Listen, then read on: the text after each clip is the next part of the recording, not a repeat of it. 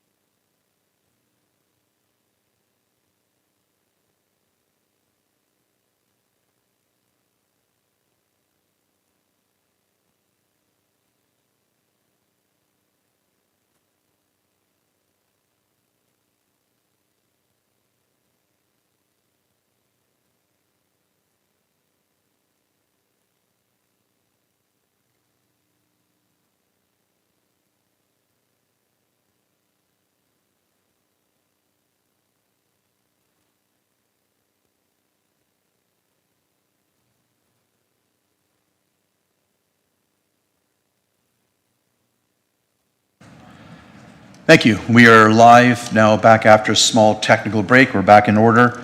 I'll wait for Councillor Telebas to join us before we go any further. He just sipped out for half a moment.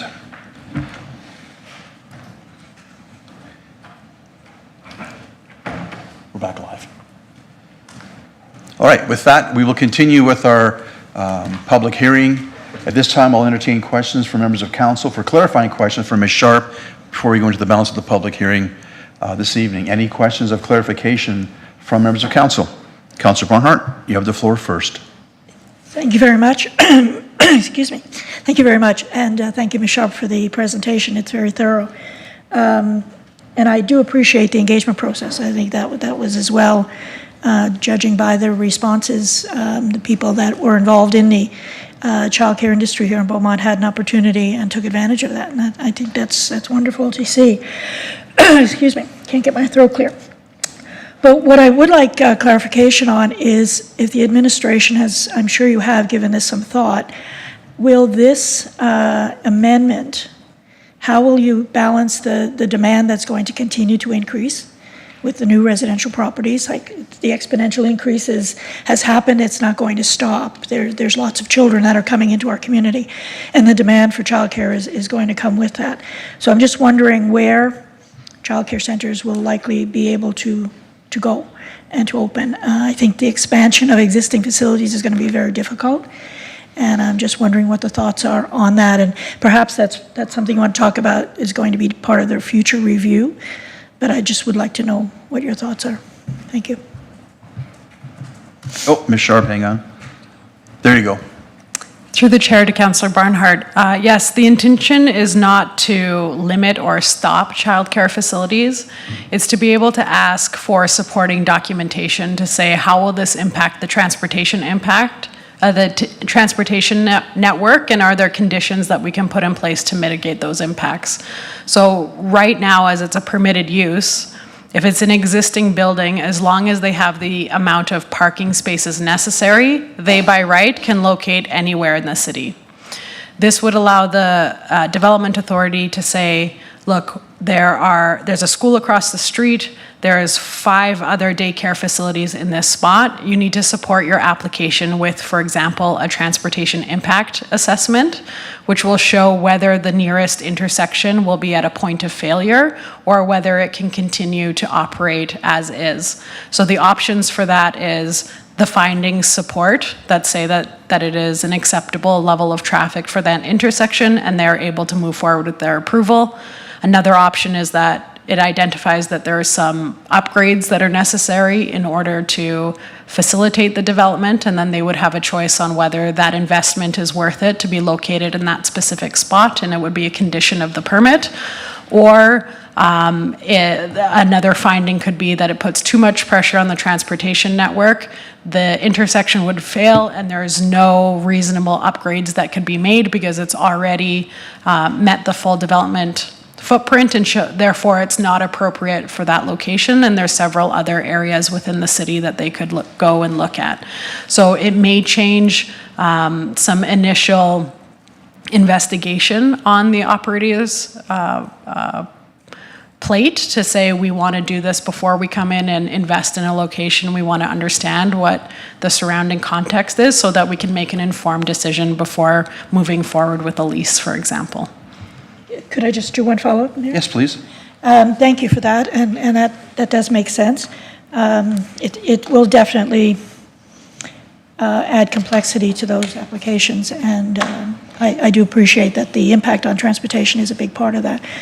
I think the other question, and you may or may not be able to answer this one, but it's regarding the use of school land, municipal reserve land, and whether or not any other than can nonprofit go there? I know we have city facilities that are on municipal reserve.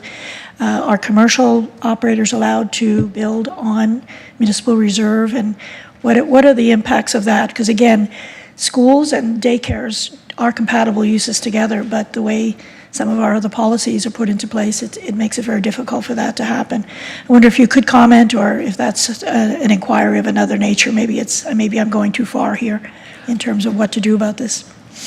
I can provide an example. I believe the K-12 Francophone school has a out-of-school care facility that's integrated within the building, and that was planned for from the beginning. Mm-hmm. So there are spaces that can be used if, the school board allows it. It's at their discretion. It would all fall under that education use, which is permitted under municipal reserve as an institutional use.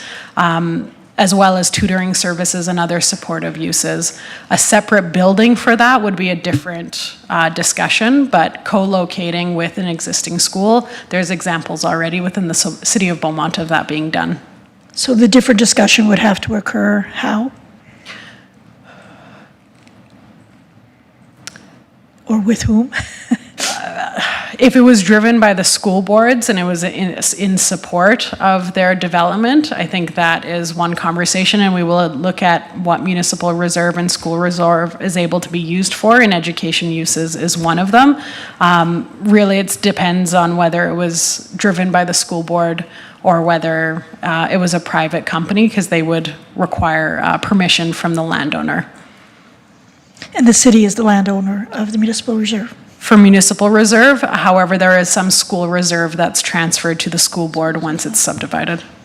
Thank you very much. I think it opens up that conversation when we are saying it's an educational use, and it definitely is in my mind. Daycares are primarily for looking after young children, as well as educating them and helping them to develop. So I do appreciate that, and I look forward to further conversations about that. Thank you. Thank you, Councillor. I have Councillor McCook, followed by Councillor Nantalabus. Kat, you have the floor. Thank you, Mayor. Thank you for the thorough presentation as well. What is our average timeline difference between processing permitted versus discretionary use applications? And then how will the shift to discretionary use impact permit processing timelines? Thank you. Through the chair, I don't have the numbers available in front of me of permitted uses. Just because it's a permitted use doesn't mean that applications always conform with the district requirements. If you look at a house permit, it is permitted. However, some of them are making applications that don't meet the setbacks, that don't meet the front elevation standards, and so their processing time would be closer to one that's discretionary because there is that extra evaluation. If it's a permitted use and meets all of the district requirements, it should be very quick. In this case, if, for example, we're looking for a transportation impact assessment, that is asked for as part of that should be asked for as part of the deemed complete. So we say we can't actually evaluate this application without this information accompanying it. So they would know upfront the requirements before a full evaluation is done of the application. We can ask for information later on, but that is how the process is intended to be. So it would be as fast as they're able to provide that information. Again, it's not intended that every daycare application requires that transportation impact assessment. It's only in areas that at the discretion of the development authority, it's felt that that information is needed to support the application and the decision. Thank you. That kind of leads to my next question. So what would trigger a TIA? It would just be site-specific, basically, based on the traffic patterns and whatnot. Is there any like threshold, or is it site-specific simply? Yeah, thank you for the question through the chair. It's site-specific. However, we have had several transportation impact assessments done as part of recent subdivisions, as part of recent large commercial applications that we know the baseline functioning of many intersections within the city. So there's ones that are functioning at an A level, B level, C level, and so we know the ones that are more at risk of tipping over to failure. So that would be one factor of consideration. Okay, thank you. And then in regards to that as well, when we think about kind of minimum standards or parking and all that stuff, will shuttle buses or anything be considered as part of that like TIA and parking kind of evaluation? Because a lot of childcare facilities now have buses and they need to park them and bring them up close to the school and all that stuff. Yes, so if there's data provided, then that can be a mitigation strategy, that there's a requirement for a shuttle bus drop-off if that's going to be part of their model, if it's after-school care and they're providing that drop-off. That can be integrated as a condition of the permit now that it's a discretionary use. Okay, perfect, thank you. That's it for now, Mayor, thank you. Thank you, Councillor. Councilor Telebas, Nathan, you have the floor. Perfect. Thank you. A couple quick questions. First one, just hoping you could kind of educate the public in regards to what the process is once that application has been made. Should it be discretionary? Obviously, Development Authority will review that and look at the approval. But can you walk us through how that looks? So application submitted, let's say it goes discretionary, how does that look in terms of process? Thank you, Councillor Natalean-Boss, through the chair. So I'll start just as a baseline. If it's a permitted use, we have the application. We're looking just what does the land use bylaw say? Does it meet all of those things? Yes, you move to getting your permit. That is the only thing that we can look at is the land use bylaw regulations. For a discretionary use, the first step would be, okay, do we have all of the information needed to make an informed decision? One case may be we required a transportation impact assessment because it's located in an area that has a high concentration of other childcare facilities and we believe that there's risk of intersection failure. So then we would write back to the applicant and say that your application is incomplete, you require a transportation impact assessment, that's focused on X and Y intersection to demonstrate that this is able to work or what the mitigating factors would be. And you have 8 weeks to provide that information. They may come back and say we need 10 weeks and we work with them on that. Once we have all of the information that's available, then we can take into consideration more things than just what's in that district regulation. It doesn't mean that we're able to look at arbitrary items. What we're looking for is there material impact to the surrounding land uses? Does this have a negative impact to the functioning of the transportation system?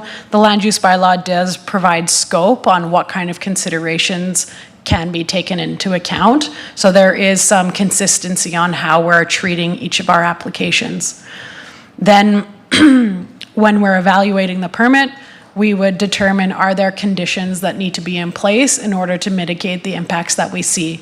That can be hours of operation, it can be additional parking above and beyond what is required in the land use district regulations because a parking study has indicated that it's insufficient in that area, et cetera. So then we would issue the permit with those conditions and they would be aware of you are able to operate this childcare facility on the condition that you meet all of these other requirements.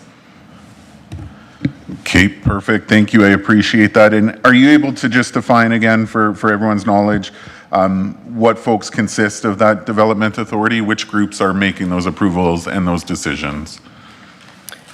Thank you, through the chair. So the development authority in the land use bylaw is to the CAO, which is further delegated to staff members who are identified as development authorities, which are situated in the planning and development department.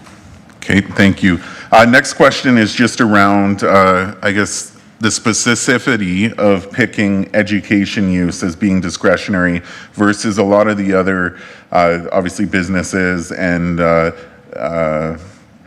apartment or other commercial buildings that could be in place. How come we specifically chose daycare or education use as opposed to focusing on maybe some apartment complexes as requiring to be discretionary as well? Because we've seen a lot of concerns raised by residents around those as well. So how come this one specifically as opposed to everything, I guess?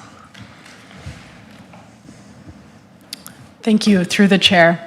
So as mentioned, the factors that were taken into consideration for identifying this was that there appears to be a great need for childcare facilities, and they are concentrating in certain areas. I think we can look at 30th Avenue. We're all aware that or many of us are aware that there's a restrictive covenant in place that restricts certain kinds of businesses from operating it there. As a result, daycares are permitted, and therefore that has been a very viable option for development along 30th Avenue. It's also located close to Four Seasons Park and some schools. Like, there's a lot of factors that would cause that concentration of uses. And the compounding of that use, because it is a use with such significant peak times, so it actually generates less traffic than, for example, a restaurant that has a lot of turnover and many vehicles visiting the site throughout the day. However, because it has such peak times at the AM and PM, that concentration has a much bigger impact than, for example, an area full of restaurants, because it's more distributed throughout the day. Apartment buildings, there's a few reasons why developments may be considered permitted or discretionary in the city of Beaumont. Permitted uses. So permitted uses are ones that you have a fairly consistent and predictable impact to what it will have in a community. So for example, a single family dwelling, a duplex, that is fairly predictable in terms of what kind of traffic patterns are going to be there. So you're able to have it as a permitted use because you expect that in residential. It's characteristic of a residential district, therefore it should be located there by right. Another factor for determining if something is permitted uses is encouraging a use. You may want to remove barriers to have something located in place, and then you can have your district requirements tailored to mitigate those impacts. So you have what is the landscaping requirements, what is the minimum size and siting of the building, the maximum of all of those things, the parking requirements, and you mitigate that. So it's also further defined the expectation by the outline plan, the area structure plan, the neighborhood structure plan. So there's kind of a magnitude of density that you can predict and you build into the transportation network when you're planning that. Whereas when you have a commercial area, it could be all childcare facilities, it could be a mix of dental offices and this and that. And so there's more variation on what the impacts could be depending on the use that could be there. And then you determine which ones you would like to have more discretion for. Hope that answers your question. It does, and just follow up in my last question here. Could this potentially set precedent to cause the potential for all uses to be reviewed to potentially be discretionary? If we're doing it for one, why not do it for all? So as mentioned, we are undergoing a comprehensive review of the land use bylaw, and part of that would be how uses are categorized. Right now, we have very broad use categories. So as you can education encompasses everything from a school, a daycare, a tutoring services, and that was intentional in the creation of the permit. So that's one area of evaluation is, are there some uses that need to be separated from that category and made discretionary? In terms of making all uses discretionary, there should be a level of predictability for low impact development. When you make something discretionary, you also introduce a 21-day appeal period, and anyone who deems themselves affected by that development can make an appeal. That appeal is then scheduled within 30 days and a decision 15 days from that. So you're adding potentially 45 days to a decision, which, as we've heard from many developers, the biggest impact to, for example, housing costs and affordability is time to market. So if you're making something simple like a house a discretionary use, you're potentially adding 45 days to that decision, which you could potentially miss an entire construction season depending on when that decision was made. So there is careful evaluation on what's most appropriate as permitted versus discretionary. Perfect. Thank you, Ms. Sharp. Thank you, Councillor. Councillor Penrod. Phil, you have the floor for any clarifying questions. Thank you, Mayor. Appreciate the presentation. Do want to give kudos to, on page 30, the engagement that was done. I think this is one of the first times I've seen the rollout of our new public engagement and communication templates, and just wanted to say it looks visually engaging, and I noted the plain language throughout, so I think this is a good step forward. Just a clarifying question, wanted to ask, noticing in pages 17 to 24 of the agenda, where the scan is done, that there's a variety in the comparative municipalities, and just wondering why we're asking for a complete switch to discretionary designation in all land use areas, as opposed to a more middle-of-the-road approach, say, as is put into place in Cochrane.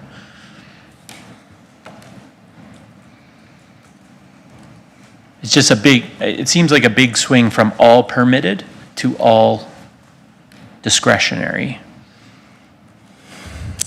Thank you. Through the chair to Councillor Penrod. Part of it is that it's such a broad use category. Again, it includes everything from the school, the daycare, out of school to tutoring services. So you're treating the entire package of as one, and there may be some uses that are very predictable within that category, and there's some that have greater impact. So making the regulations for the highest impact potential use protects us from unintended consequences. In Cochrane, it's only permitted in commercial areas. One of the concentration areas that we've identified is along 30th Avenue. The majority of that land is zoned commercial. So if it remains permitted in that zone, that concentration can continue to exist, which is again shaped by forces outside of what you would typically predict. For example, that restrictive covenant is pushing more of those daycares into that use. And so that cumulative impact does have impact on the transportation network.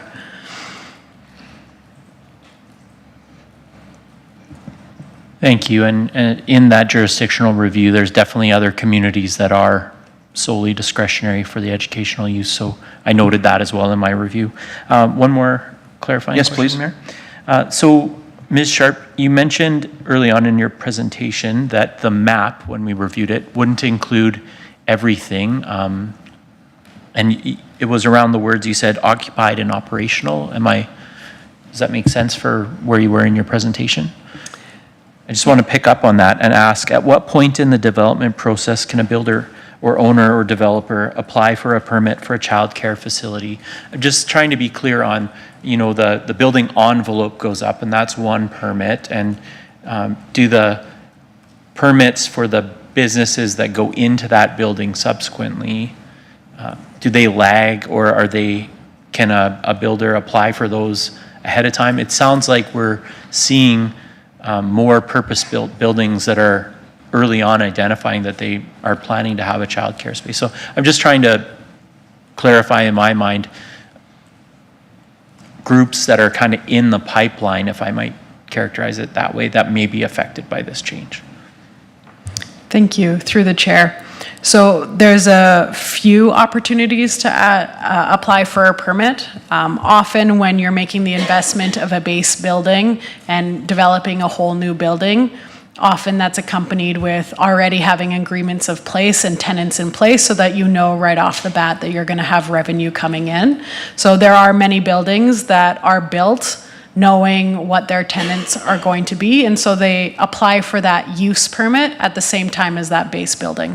So when we get the application, they divide the bays, and we know what's going to be in maybe 30% of those buildings, and the rest are identified as commercial retail units to come in for a change of use permit later. That's the latter example, when the building is either already under construction or it just has the base building permit in place, but it hasn't started constructing, but they know the uses are going to come in. They can come in and apply for that change of use, and at that point, we evaluate whether it meets things like the parking regulation and things like that. So it's not required at construction time. It can come later. And as well, uses can change through the life cycle of that building. What starts off as a restaurant may later change into a daycare or vice versa. Okay, and can administration provide an estimate of how many proposed or intended childcare facilities will be affected by this proposed change?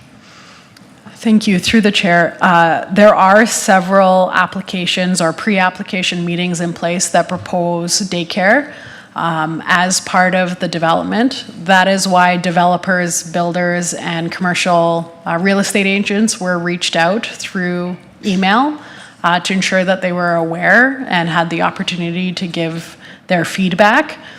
Again, when you're applying for a base building, you have and you know that there will be a daycare in place, you have the ability to really shape the access to that building and the parking and all of those supportive development regulations to meet that need. So as long as it's in the application process, which is when this would be applicable, is if there's an active application or it comes in after the amendment, there is still that flexibility to make the necessary changes to the site plan to meet the regulations. Thank you. That's all, Thank you, Mayor. Councillor. Councilman Newkirk, I believe you have a question. So Steve, you have the floor.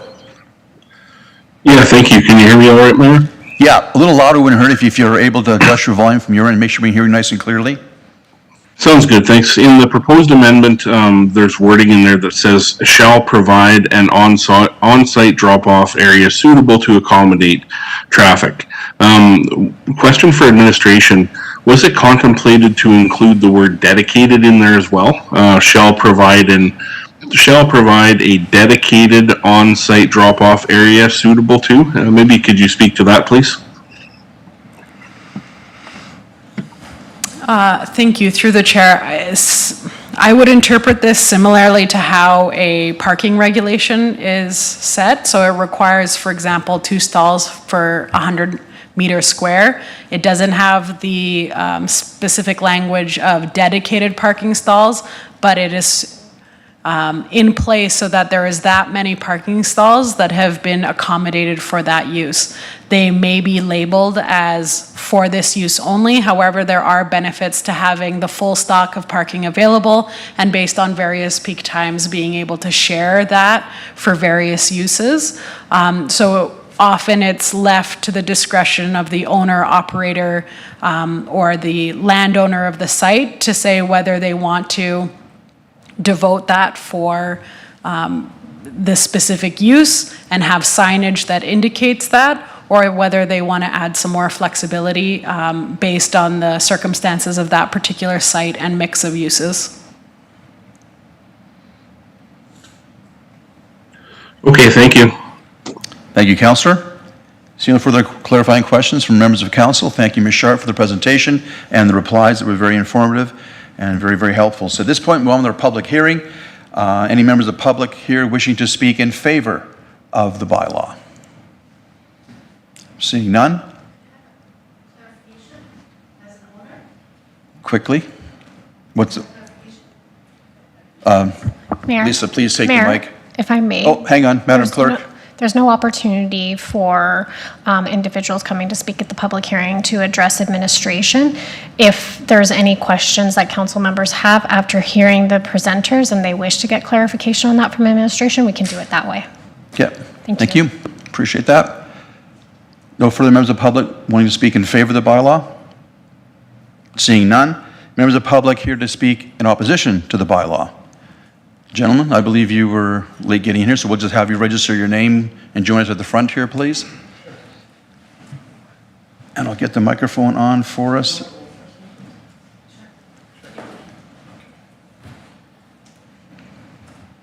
You'll have 5 minutes to present to council, and we look forward to your presentation and comments. It'll begin once you're ready.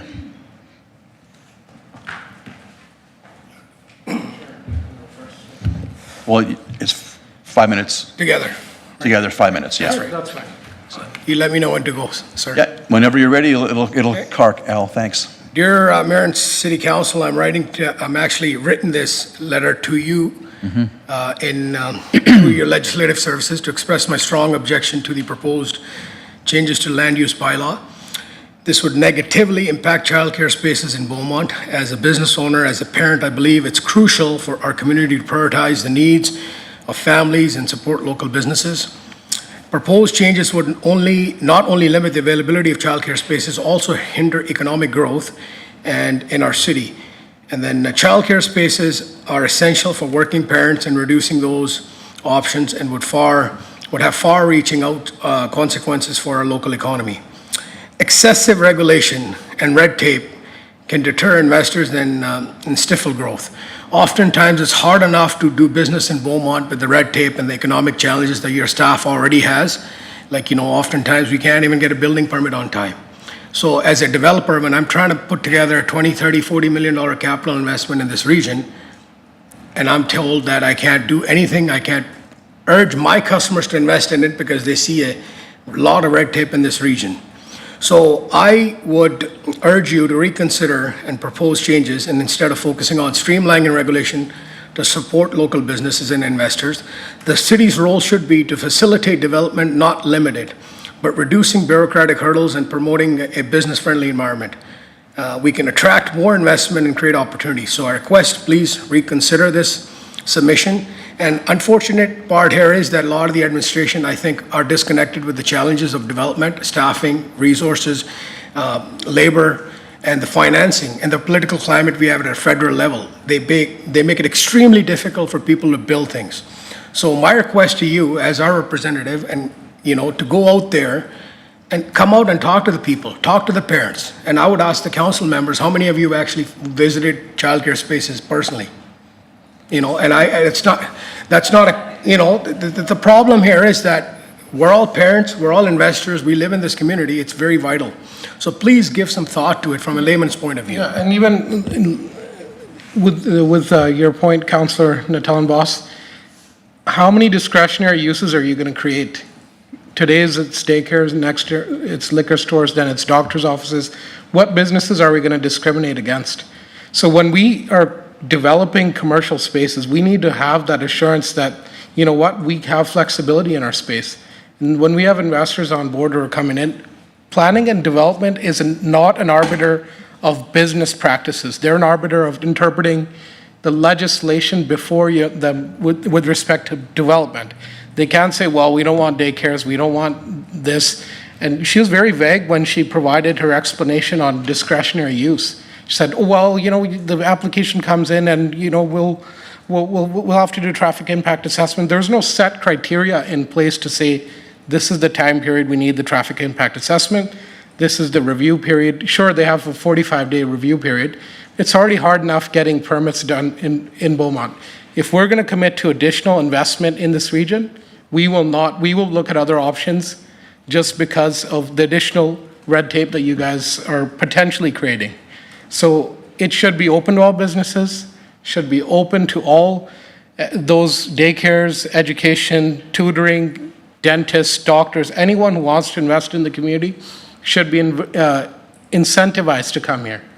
So with that being said, I think they're overstepping their delegated authority, which you guys are empowered to provide them, but you should do that in the confines of your legislation and your I think at the end of the day, it's just a little frustrating, guys. All we're asking folks is to keep in mind that, let's just not pick on one industry. Now what's next? Dollar stores?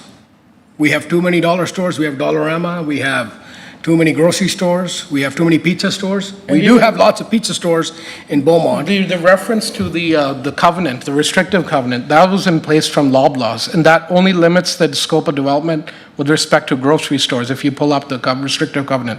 So for them to use a restrictive covenant and as a means to justify expansion of daycares in South 30th Ave is kind of not, it's misrepresenting to the council. Thank you for your time. We appreciate it. We appreciate all your hard work. Just understand, this is our city and we very much care for it. Thank you. Thank you. Thank you, gentlemen, appreciate that. Lisa, you want to speak in opposition to the bylaw? Please register your name on the log there, please. You'll have 5 minutes to present when you're ready, please. And welcome to council. Is that on? It's on. My name is Lisa Vanderkwak, and I actually am an owner of a property in town that runs a preschool, a very thriving preschool. And I just want to have a point of clarification with Ms. Sharp, Mayor and Council. Was in her report, did she say that existing preschools or daycares that did not have the proper parking in place would have to accommodate and get it in place? Did I hear that correctly? We don't take questions to administration in a public hearing, so you just, like, member of council may ask that question on your behalf after the public hearing is over during second hearing. So if someone may want to ask that question on your behalf. Would you like to, sorry, I'm just trying to clarify what she said, because I thought I heard her say something which would determine my question in terms of whether or not I oppose. Is it in place for existing preschools, daycares? Are they also subject to this bylaw if it is changed? Is that your understanding, Mayor? Okay, Lisa, I'm not going to get into a debate with you on the situation, so a member of Okay, council can ask that question that's for you fine. when the public hearing is over. Mayor, Thank you. Thank if I you, can Council. Madam clarify, Clerk? please. We don't need the public hearing to be adjourned for that question to be answered. If a council Okay. member wishes to hear the answer to that question, then Ms. Sharp can answer that question. Thank you. Okay, Ms. Sharp, I was misinformed on procedure. Thank you, Ms. Sharp. If you're prepared to answer that question. The amendment would not impact already existing and permitted childcare facilities. It would only impact them if they chose to expand and would need a new permit for that expansion. Anything that has a permit, the regulations that were in place at the time of that permit continue to apply. The conditions of that permit continue to apply. Thank you, Ms. Sharp. Thank you. So I will continue to say I do oppose the proposed bylaw changes for the reasons, first of all, that it doesn't include all of the uses for education, such as the home-based ones, and I'm wondering why, since it is a broad use. I think if you're going to do something like this, you have to include all of them. But the other thing is that I agree with the gentleman just before me that if you're going to do this for this demographic or the education, then you have to do it for others.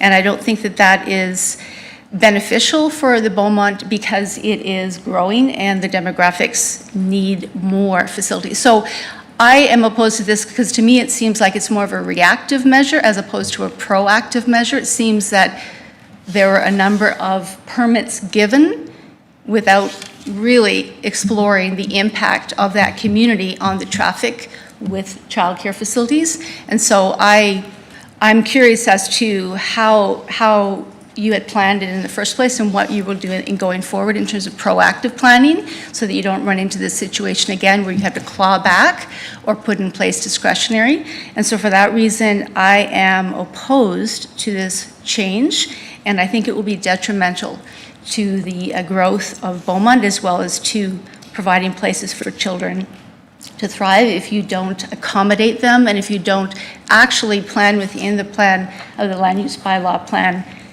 places that are going to be safe, and that includes what you're going to put around it instead of a reactive way, but in a proactive way. So I would suggest that you take a second look at it and you see how you can now move forward in a proactive way instead of penalizing maybe some decisions that were made in a reactive way. Thank you. Thank you for your presentation. Any other members of the public looking to speak in opposition to the bylaw? Of course, seeing none, I'll just ask the question. Any members of the public in attendance who deem themselves affected by the bylaw who wish to speak? Seeing none. That concludes our public hearing on the bylaw. I will then, I'll move second reading and we can begin the debate process and clarifying additional questions for administration during the second reading. Madam Clerk, would you please put second reading motion on the screen and I'll make it and council can begin to debate second reading. Thank you. I'll move that bylaw 1083-25 land use bylaw amending bylaw education use be given second reading. With that, open the floor to members of council for debate on second reading. Councilor Telebus, you have the floor first. Nathan. Perfect. Thank you, Mayor. Prior to that, I would like to put in an amending motion for bylaw 1083-25. Okay. Is it prepared? It is. Thank you. When it's ready, would you please make the motion when you're ready? Absolutely. So I would like to put in the amending motion that bylaw 1083-25 land use bylaw amending bylaw education use be amended by adding the following wording. All childcare facilities shall provide an on-site drop-off area that is marked as a loading zone only, suitable to accommodate traffic associated with the use and limit any impact on the surrounding community. Thank you, Councillor. So, Council, I'll have Councillor Telebus speak to his motion. We'll debate this motion, the amending motion first. Should it pass, it becomes part of the existing land use bylaw motion, which we'll get back to in a moment. So with that, Councillor Telebus, please speak to your motion. Absolutely. It just provides a little more detail, so it's a simple modification as to what has already been provided. By marking it as a loading zone, it becomes enforceable, so we make sure that its proper use is, or the intended proper use is what's actually happening, and should that not be the case, again, it can be enforceable. Thank you, Councillor. Open up to questions from members of council. Councillor Monkoff-Swain. Sam, you have the floor, followed by Councillor Barnhart. Yeah, thanks. So seeing this live for the first time, it seems minor, but does administration have a view on that, on the motion? Ms. Sharp or Ms. Raymond, perhaps, if you have any thoughts on it? Who wants to go? Ms. Sharp, your mic's on now. Thank you through the chair. No concerns jump out on this proposed amendment. Yeah, I didn't have any other. Just it was new, fresh, and so I just want to make sure that we weren't jumping ahead. So I'm good with that. Thanks. Okay. Councillor Telebus, do you have any? Sorry, Councillor Van Newkirk, do you have any questions on the amending motion? I can't see on my screen, so. Yeah, no questions. Thank you. No questions? Okay. I have no questions either. I think the point you can make, Councillor, about it makes clear forward, and administration has no concerns. So are there no further questions, members of council, before I call for the vote on this amending motion? See no further concerns? Would you please initiate the voting process for the amending motion, please?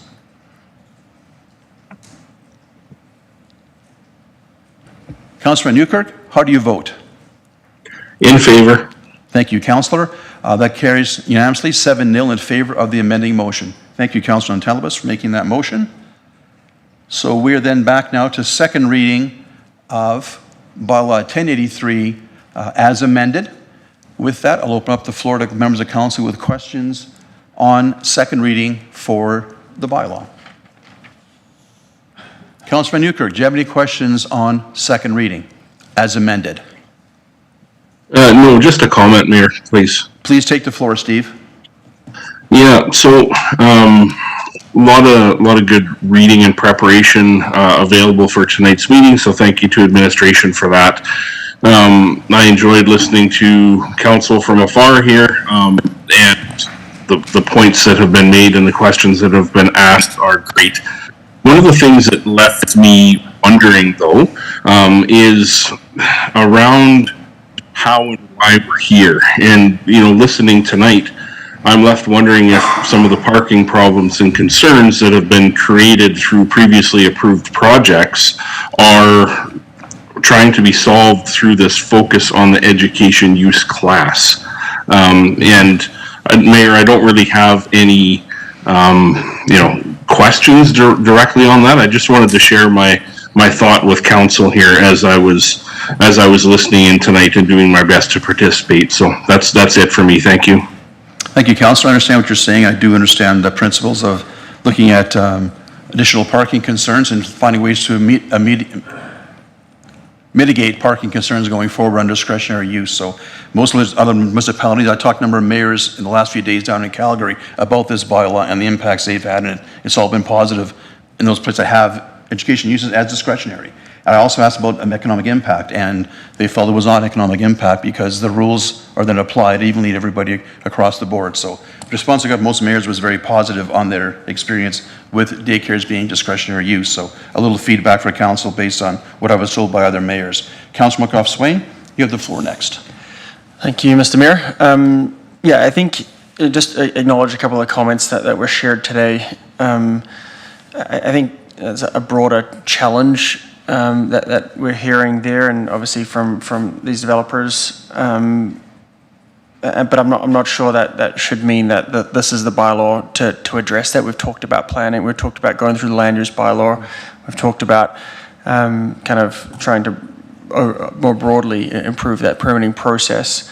But fundamentally, the reason why I support this and encourage my councillors too is ultimately what administration is trying to do is to give them the opportunity to be able to carefully evaluate where these go.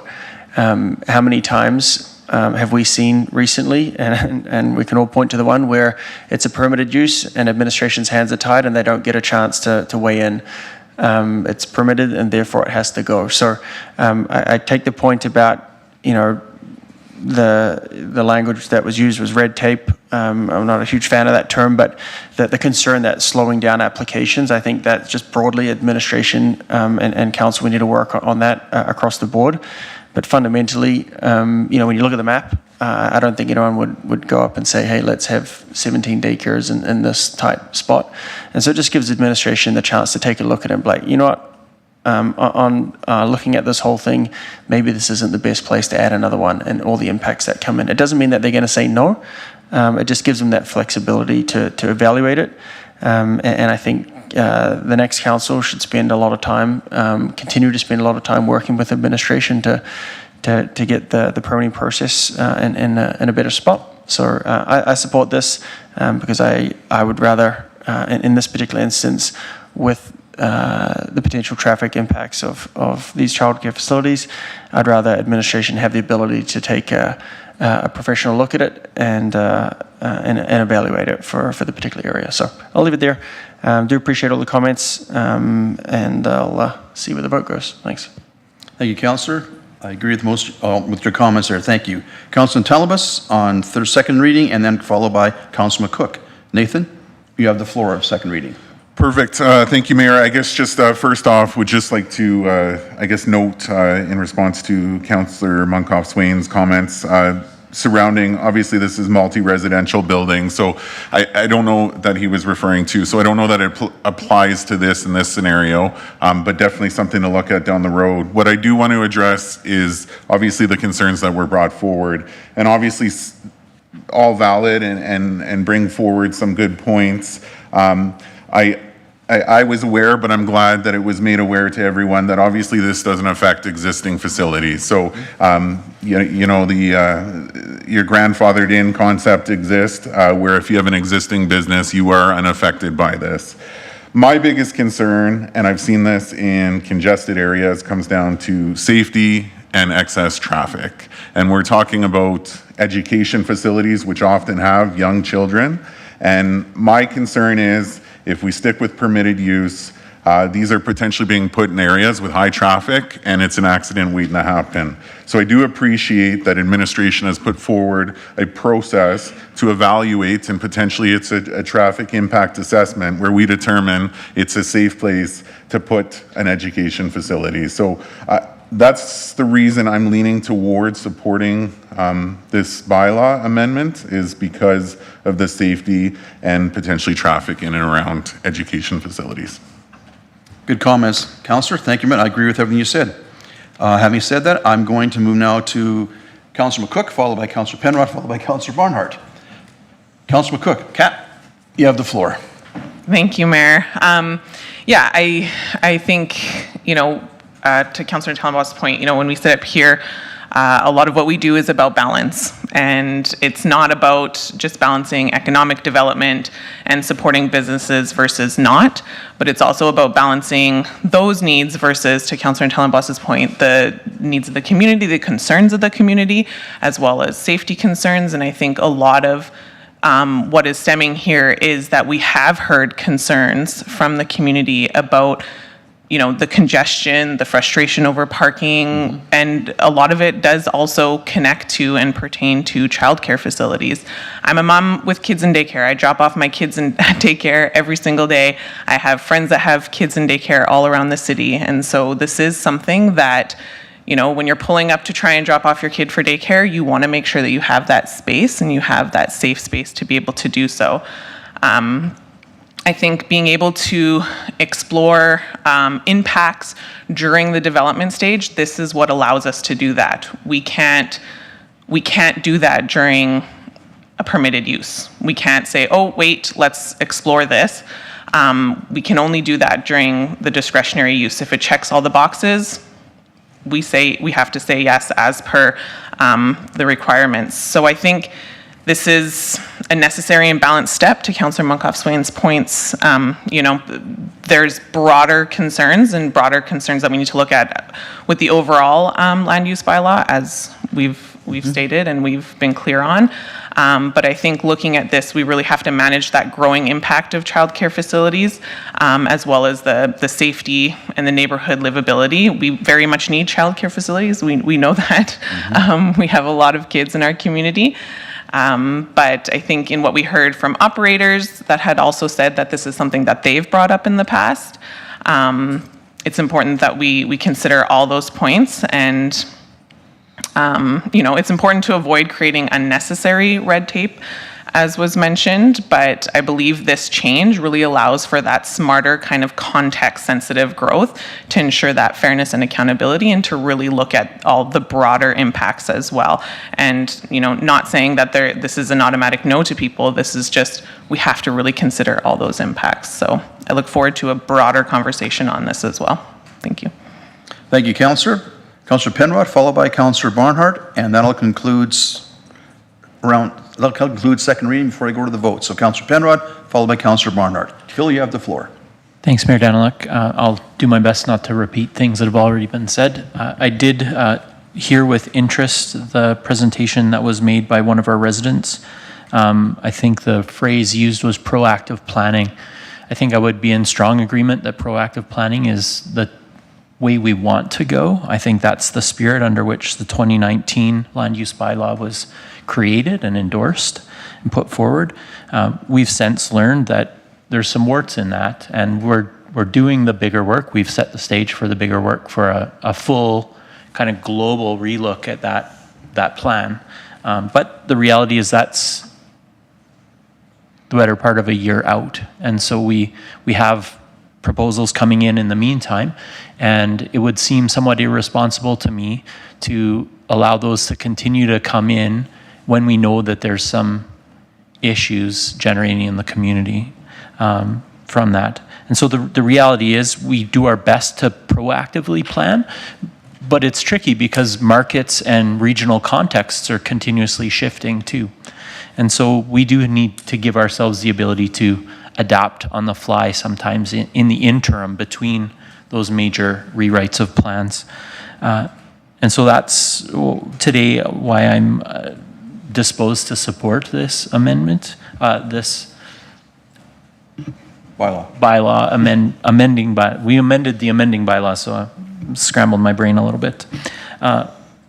Thanks. I think that's all that I need to say that wasn't already said. Oh, I knew what you meant when you finished off there. So Councillor Barnhart, you have the floor last before I go to the vote on second reading. Councillor Barnhart. Thank you very much, and much has been said, so I'm just going to add that I will be supporting this bylaw, and I did support the amendment to the amending bylaw. I remember a time when we didn't have enough childcare in our community, and now we are having more. We still are not going to have enough for a while with all the building that is continuing to go on. But I do think we need this sober second thought. I think we need to have discretionary use for these facilities for a lot of the reasons that have been already said. My thoughts and support are always going to be on the side of quality for children and quality childcare. I would ultimately like to see some of these facilities in more residential areas and school zones, but that's for another day. And I just support that we're taking the time to build quality programs for our children. So I will be supporting this bylaw and second reading. Thank you, Councillor. That concludes our debate on second reading. So, Madam Clerk, would you please initiate the voting process on second reading as amended? Councillor Van Newkirk, how do you vote? In favor. Thank you, Councillor. Thank you, Council. That carries unanimously, 7-0 in favor of second reading as amended. I believe Councilman Telebus, you have, I believe I got a message, you have an amending motion to make. Correct, yes. When it's on the screen, please make it at your convenience. Thank you, Mayor. I just want to clarify, it's a subsequent motion? Oh, sorry. Subsequent motion. Councilman Telebus makes this motion. Let's clarify the procedure on subsequent motion, make sure I get it correct. Thank you. Councilor, please make your motion. Your subsequent motion, please. Perfect. Thank you, Mayor. I'd like to make the subsequent motion that by the end of Q1 2026, administration prepare a proposed amendment to bylaw 944-19, amend the minimum parking standards for the education use from 2 stalls per 100 meters squared of lot coverage to 1 stall per 50 meters squared of gross floor area and 1 parking stall per employee in sections as seen on the screen. On the whole list of sections. I got you. Okay. No, you don't want to read it out. So, Madam Clerk, just my understanding is that this motion does not affect third reading, correct? That is correct. Correct. It's a subsequent motion to bring a proposed amendment at the end of Q1 2026. And just for procedurally, just to go over for Councillor Natalan-Boss, the reason this is a subsequent motion, because it is a substantive change to the bylaw and would require engagement and a separate public hearing. That's why the motion wasn't made to be part of the first amendment he put forward. Okay. So it doesn't affect the current bylaw before us on third reading. It's a whole separate animal. Great. Councillor Telebus, please speak to your motion, and then I'll have Councillor Muckhoff-Swain speak after you have spoken.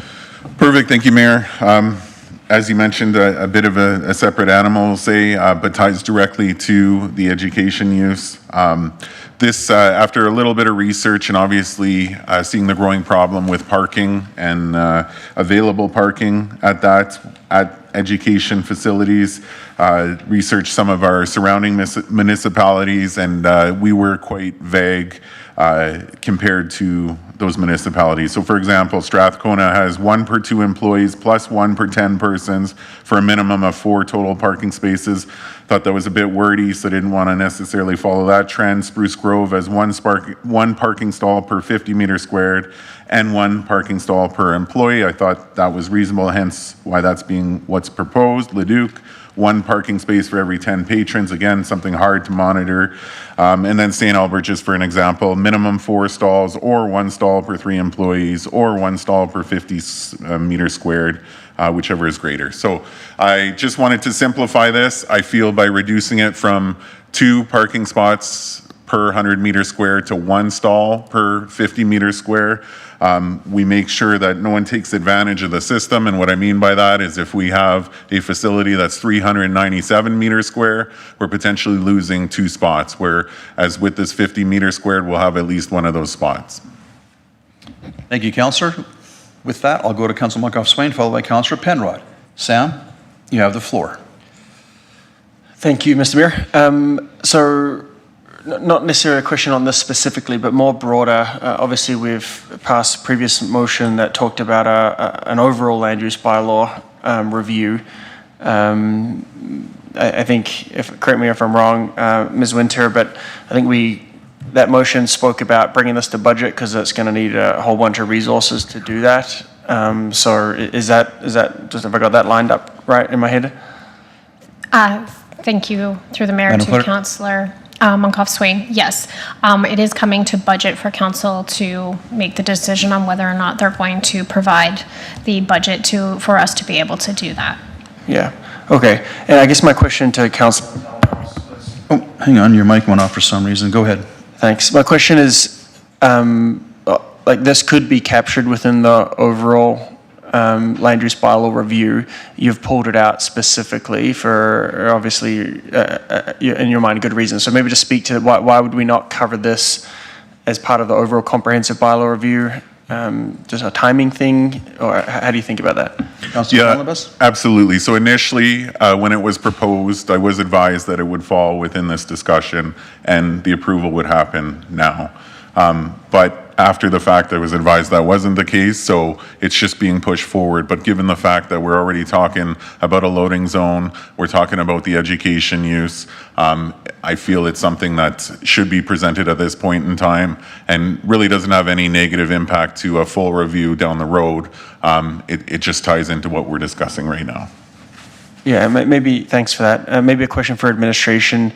The amount of work to pull that together, you know, one of the things we're cognizant of is how many things are we loading up outside the overall place, or what does that proposed amendment process look like? It sounds like Councillor Montalembos has done a bunch of the work in the background, but is that a lot of work, I guess is my question?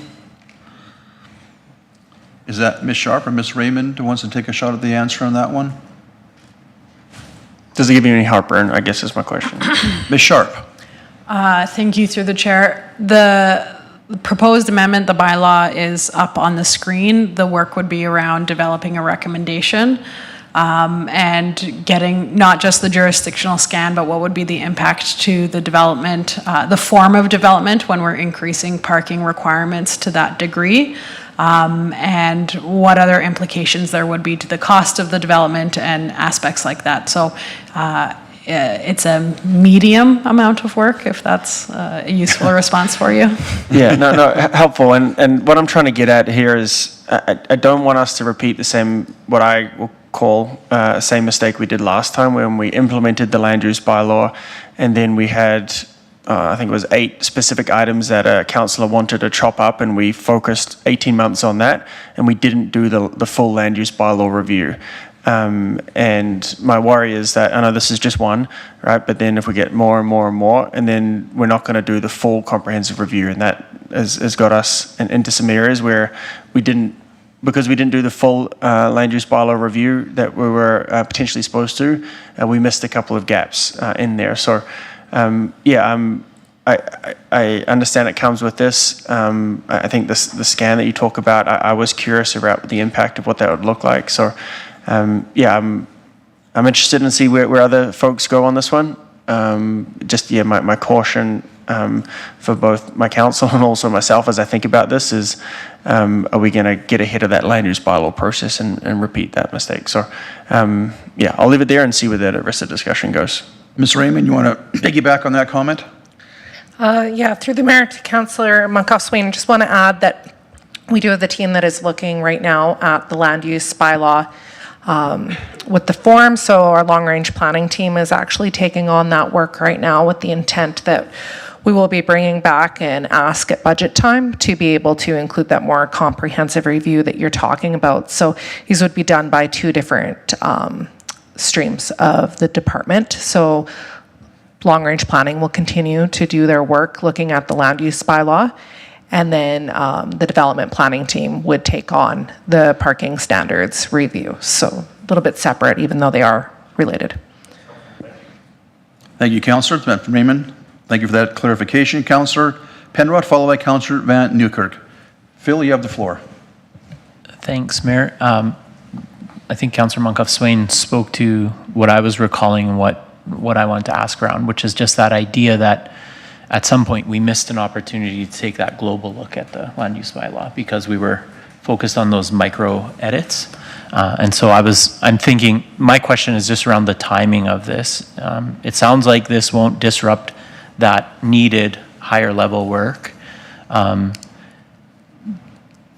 I guess a procedural question is if we vote on this and it fails tonight, can it be brought forward again as part of the larger look? Madam Clerk, or Ms. Raymond, whoever.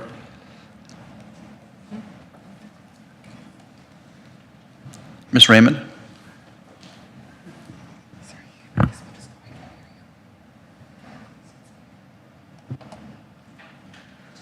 Yeah. Take your time.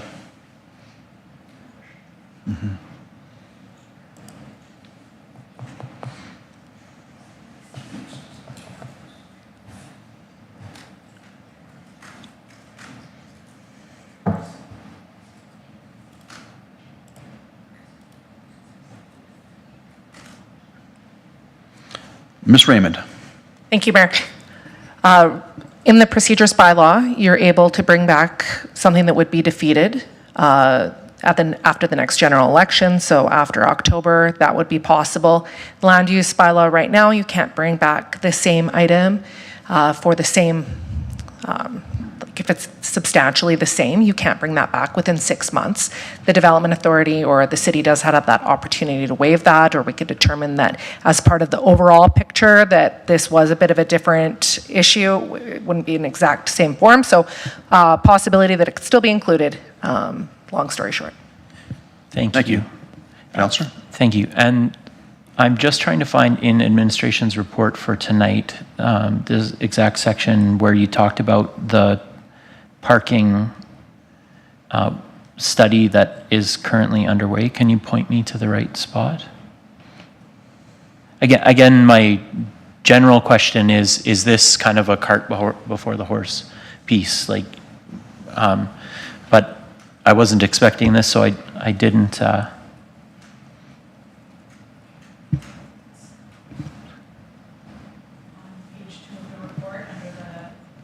Oh, Ms. Sharp, your mic's on. Go ahead.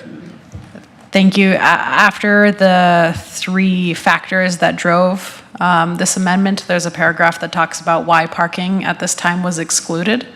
One of those reasons is because we are seeking to undertake a parking study to see how parking is functioning within the city.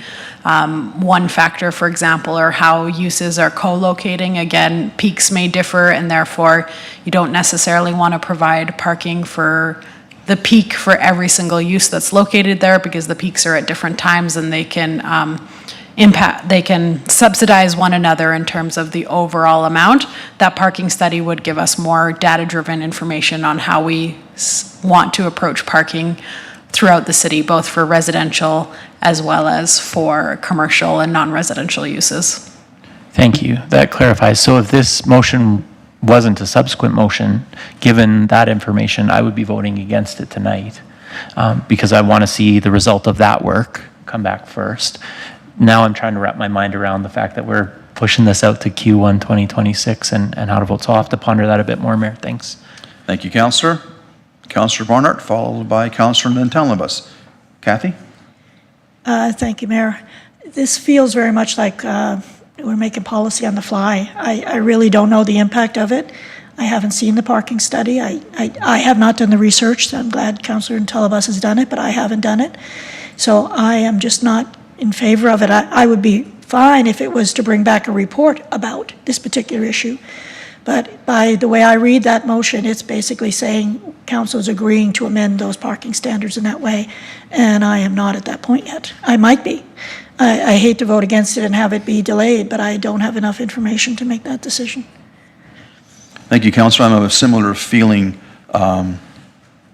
almost making policy on the fly with this motion. I know where you're going with this, Councillor. I understand where you're going with it, but I'm not too sure with having a proposed amendment versus bringing a report back is more appropriate. So with that, I'm going to go to Councillor Nantalibus and then Councillor McGough-Swain. Sorry, was Steve in the queue? Hang on, Steve. Did I miss you? Yeah, somewhere along the Steve, line. sorry, you have the floor now. Thanks. I had to cross off my list. Sorry, Steve, you have the floor now. Yeah, no problem. It's hard to keep track, I understand. So I look forward to the discussion, coming into tonight, I actually looked forward to a discussion around this because this item was included in the jurisdictional scan. So the right-hand column in the jurisdictional scan included all of this data. And, I had some notes made for myself around what I would like to see and what I think would be good in Beaumont. And a lot of what Councillor Natellenbos has captured that. What I have seen lately is, I think the word used was exploiting. I've seen exploitation of rules happen in our community, and I'm not happy with that. That 1 per 100 leaves that 397 scenario there, 1 per 50 removes that opportunity for that exploitation of that. So, had that jurisdictional scan not included this information, we probably wouldn't be having this discussion right now. With that information being in there, for me, it seemed like an invitation to have this discussion. So for me, I would like to see what Councillor Natellenbos has proposed come back as an amending bylaw, because the number one thing that I hear concerns with all the time, drum roll, is parking, all the time. And the availability of parking, and I think we made a good decision tonight already with the dedicated loading zones, because then it's enforceable. So for me, I would like to see what this amending bylaw looks like. Policy on the fly, I get it, but if there wasn't a desire to create policy on the fly, why was the information provided? That's what I would say. And so I'll be supporting what is put in front of us here tonight. So thank you. Thank you, Councillor. Councillor Natellenbos, followed by Councillor Monkoff-Swain. Nathan, you have the floor now. Thanks, Mayor. I'll just leave it for my ending note, so Councillor Monkoff-Swain's welcome to go. Thank you. Councillor Monkoff-Swain, Sam, you have the floor. Yeah, thanks. I think I would like to hear I want to see what this comes up with. I want to hear the response. But if I vote for this, we're directing administration to propose an amendment to the bylaw. Any entertainment there on rewording that from preparing an amendment to the bylaw to preparing the report to get the votes? And I recognize that that's an additional step, but I think for me, I feel a bit uncomfortable directing them to make the change from 100 to 50, and I don't know the implications of that. So I think ideally is they prepare a report that comes back. Admin, like I've seen the jurisdictional scan, yeah, but the impact of what that is, I think that's what that report would come back to us, and then there'd be a recommendation on, and at that point would make a motion to potentially amend the bylaw. So just curious if there was a consideration to just change that first sentence to, instead of amending the bylaw, to bring in a report back, and I would be interested in that. So before you respond, Councillor, if you don't mind, I'm of the same mind. I know where you're going with this, and I like what you're thinking, but I want to see what the implication would be, and I'm not sure this would actually do that. I would just simply be proposing an amendment. I would prefer to have a report come back with a subsequent motion to amend the bylaw. I'm just think it's a little too much all at once, but I do understand the I want to see the implications of the pros and cons of this suggestion, but I do think your suggestion has some merit. I don't know how we get there from my perspective. So I'm uncomfortable proposing an amendment as opposed to having a report, which could be a subsequent amendment. So with that, Councillor, Nathan, you have the floor. Perfect, thank you. I appreciate the recommendations, but I don't think I'm at that point right now. We talk about putting the cart before the horse. The horse can't park, the cart can't park. There's no parking available. And definitely there's no cart before the horse because we're working off of other municipalities and the research they've done, and we are behind, and it's very visible in terms of the parking standards that have been put forward by other municipalities. In addition to that, I'm not asking for an additional stall because we're at 2 stalls just on the 100 meters squared versus the 50 meters squared. So it's 2 stalls right now per 100 meters squared. I'm just reducing that fraction to 1 stall, or that ratio, 1 stall to 50 meters squared. And again, it's a scenario where we've seen folks exploit existing bylaws and requirements, and this is a scenario that helps reduce that ability. Also, one of the things that were mentioned is on-the-fly changes. That's not it. I've researched this. Again, other municipalities are on board. And that micro edits, we don't want to do micro edits because we want to get it all done at once. we don't want to change a 252-page book and think that everyone knows exactly what changes are being put in place. This is an opportunity when we're having a focused conversation on a focused topic, which is education use, and we should take advantage of this because I'm assuming we all did our research and ran through all the obviously research that administration has done, but it's specific to the topic we're talking about. So it's an opportunity to have that focused conversation and focus on things like this as opposed to, again, that 252-page land use bylaw when we're making hundreds of adjustments and we miss things. So in my opinion, these micro edits and focused edits are a lot better than the entire document, which still needs to be done, don't get me wrong, but this is an opportunity to get it right. Thank you, Councillor. I'll go to Councillor Monkoff-Swain, and then I'll go to Madam Clerk for a procedural advice to us. Oh, Madam Clerk, you want to go first? Sure, thank you. Let me see if I can help council out here. So the way the motion's worded of bringing a proposed amendment, this proposed amendment is still subject to 3 separate readings. It's still subject to public engagement, and it's still subject to a public hearing. So just because the amendment is coming forward doesn't mean we're drafting anything on the fly. The report would cover off any potential impacts. Administration would be putting those forward that would be included in the report for the proposed amendment for this. Okay, that does help clarify a bit. I'll go to Sam, then I've got a qualifying, I got one more question while I just think the question through my head here. Sam, you go ahead. Yeah, so a couple of things in response. Yes, the jurisdictional scan in there, but not the impact of what that does. And that's all the piece that I was looking for is what does that change mean for the development community? And so what I'm hearing, and I just want to make sure I have it right, when this bylaw comes back, like admin would have done that research that we're asking for anyway. That would come in a report that would be included on the impact.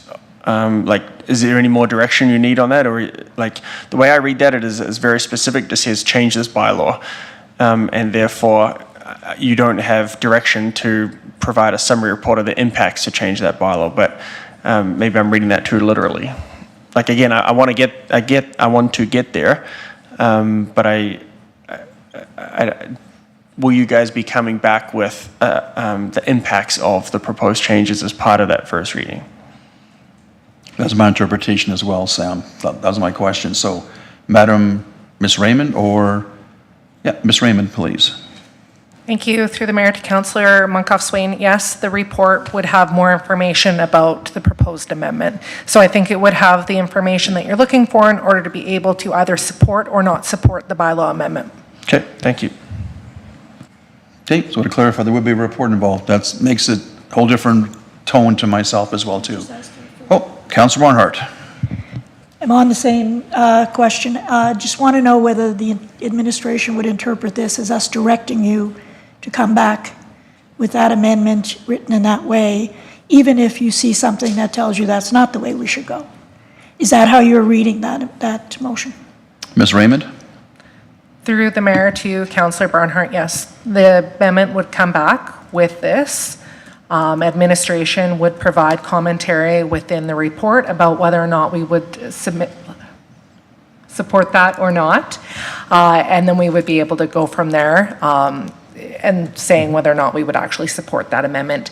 I believe Ms. Sharp, though, has something else she wants to add to that comment. So, Ms. Sharp. Just to add that often in our reports, we will provide alternative options. So whether that's deferring to a parking study, whether that's adjusting this proposed amendment to capture something else, alternatives is a component that we seek to provide council. Okay. Can I just further get, Ms. Sharp, Yep. do you support the direction this is going in? Thank you for the question. Without doing the full analysis, it's hard to say definitively. The change from 2 per 100 to 1 to 50 is not impactful with the rounding rules of the land use bylaw. 99.9% of the time, it would result in the same requirement. The concern is around the 1 parking stall per employee. I did have a crystal ball for this potential amendment, so I called across the street to see how many staff they have. During based on the current regulations, they would require 11 stalls. With this amendment, they would require 31, which is around 180% increase. That development across the street has 101 stalls available for the entire complex at Beaumont Plaza, and that would mean 30% of them are devoted for the daycare use. So that's just an example of, it is a fairly significant increase when you bring in the 1 parking stall per employee in addition to the 1 stall per gross floor area. Thank you very much for that. I'm assuming you mean the daycare center that's across 50th Street. I believe it's called Perfect You're not Daycare. talking about the childcare center that's over here. No, yeah, the one in Beaumont So Plaza. 30 stalls would Perfect. be needed for that Compared one to center, 11. Then they would definitely not be able to be where they are. I can't imagine that would happen. This will come back in a report, though, for debate in the no, future, so. I do appreciate, I still think the wording of this is it's just not in my liking. I can't support it the way it's worded, because it's basically saying I have done the research and I have not, so I can't support it. Thank you, Councillor. Councillor Telebas, one last quick comment, and then I'll go to the vote, please. Perfect, thank you. I didn't know we were asking for personal opinions because I could go on the protective services side and ask what happens if we don't have enough parking spots and people are parking everywhere, but I won't do that. But in saying that, it's very evident that there are 30 required parking spots that potentially aren't available in the example that was provided. So you could argue both ways. Where do these 30 people park? Is there enough availability? Or again, is there no parking for my cart and horse? So I'll leave it at that and see how everyone votes.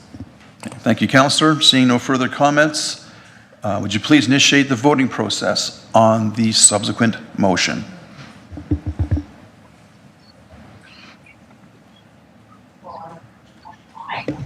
Councillor Van Newkirk, how do you vote? In favor.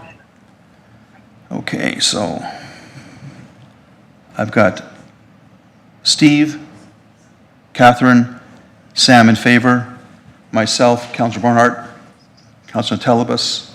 Hang on a second. Can't be right, it's got to be the other way around. Other way around. Hang on a second. It's just, this voting thing is just not quite Showing clear. 3-3 here. Councillor Van Newkirk, can you confirm your vote? He's in Yes, favor. I'm in favor of Okay, I have what Councillor Councillor Barnhart, Yeah. Councillor Penrod, and Mayor Dunlop in opposition on a 4-3 carried. That's what I thought. I read, look at my screen, 4-3 in favor. Thank you, council. That takes care of the subsequent motion, so we are now going to go back to our third reading of the bylaw, and I'll make the motion for third reading.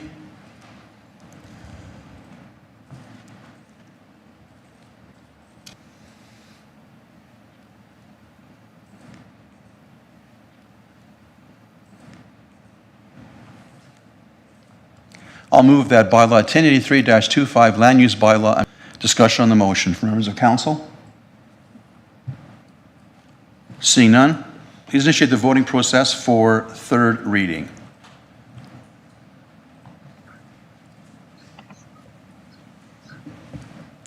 Councillor Newkirk, how do you vote? In favor. Thank you, council. That carries unanimously. 7-0 in favor of. Favor. Thank you, council. That carries unanimously. 7-0 in favor of third reading. Thank you. And we'll come back with item 7.1, land use bylaw compliance and enforcement update. We are adjourned for 10 minutes. Come back at 7:51, please. Thank you.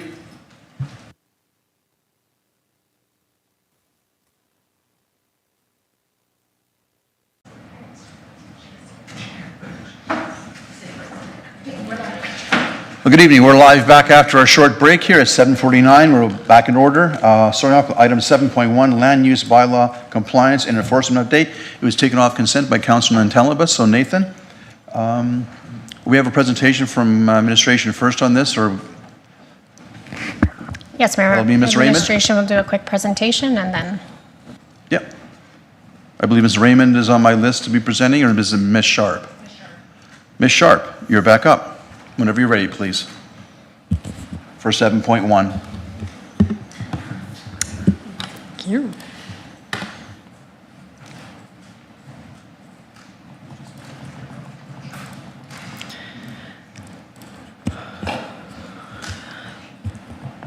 Thank you very much, Mayor. So as part of the 2025 budget deliberations, council passed a motion to provide additional resources to support a proactive approach to address land development compliance and enforcement issues within the city. Throughout the year, we put out a posting and were able to hire our first development compliance officer, Garth Penn, at the end of May, beginning of June he started. Commenced May 28th, that's right. His initial priorities so far have been illegal signage, gaining experience with land use bylaw, and regular onboarding to the city of Beaumont through that process, as well as working with municipal enforcement to address issues related to construction and debris. For a long time, some of these issues have been primarily dealt with through the community standards bylaw. However, the land use bylaw and development agreements have quite a bit of weight behind them. So over the coming weeks, establishing how our various departments will be working together and where complaints should be directed in order to have the most effective response to some of the issues that overlap between community services as well as development. A communication strategy to support this is being developed to inform the public on the enhanced land use bylaw development compliance program. So through that, there would be development of webpage content on how to report an issue, as well as notifications to builders and developers to ensure that they're aware that there's enhanced visibility on development within the community. And finally, social media posts to reach the public. That's a high-level update on the first couple months with our new development compliance officer. Thank you. Thank you, Ms. Sharp. Questions for Ms. Sharp? Councilor Natelebas, you have the floor, Nathan. Perfect. Thank you, Mayor. One of the reasons I brought this off consent was just because this is a growing concern, and even myself tour the community over the past couple weeks. There are a lot of issues with builders and the safety of their sites, as well as garbage and the unsightliness that comes with that. So I guess my question is, first one relates to, sometimes it gets confusing as someone is titled as an officer. The individual that is in this role, do they have the ability to enforce bylaws that exist? Yes, thank you. Through the mayor to Councillor Natelenbos, their scope of work is to enforce the land use bylaw, so that's their primary obligation. Within the land use bylaw, there's different fines that are outlined for different sorts of non-compliance actions. There's also the ability to issue a stop work order, which means that all work, construction, activity, use of the site must stop until the issue is addressed. So there's several powers that are delegated to the compliance officer through the land use bylaw. Perfect. So just for confirmation, it doesn't require an additional enforcement officer. This individual can take those steps? Yes, that's correct. Perfect. And then just last question, just for the public to know, what kind of initiatives, I know we see initial priorities, but more so on the enforcement or education side, and more specifically on the building side and construction and garbage and protruding nails, open excavations, exposed rebar, drywall, lumber everywhere, all over site. What action have we taken so far to address some of those concerns? As stated, our compliance officer started the beginning or the end of May, so a lot of it has been getting familiarity with land use bylaw, building relationships with those builders, developers, and the other departments within the city that they'll be collaborating with moving forward.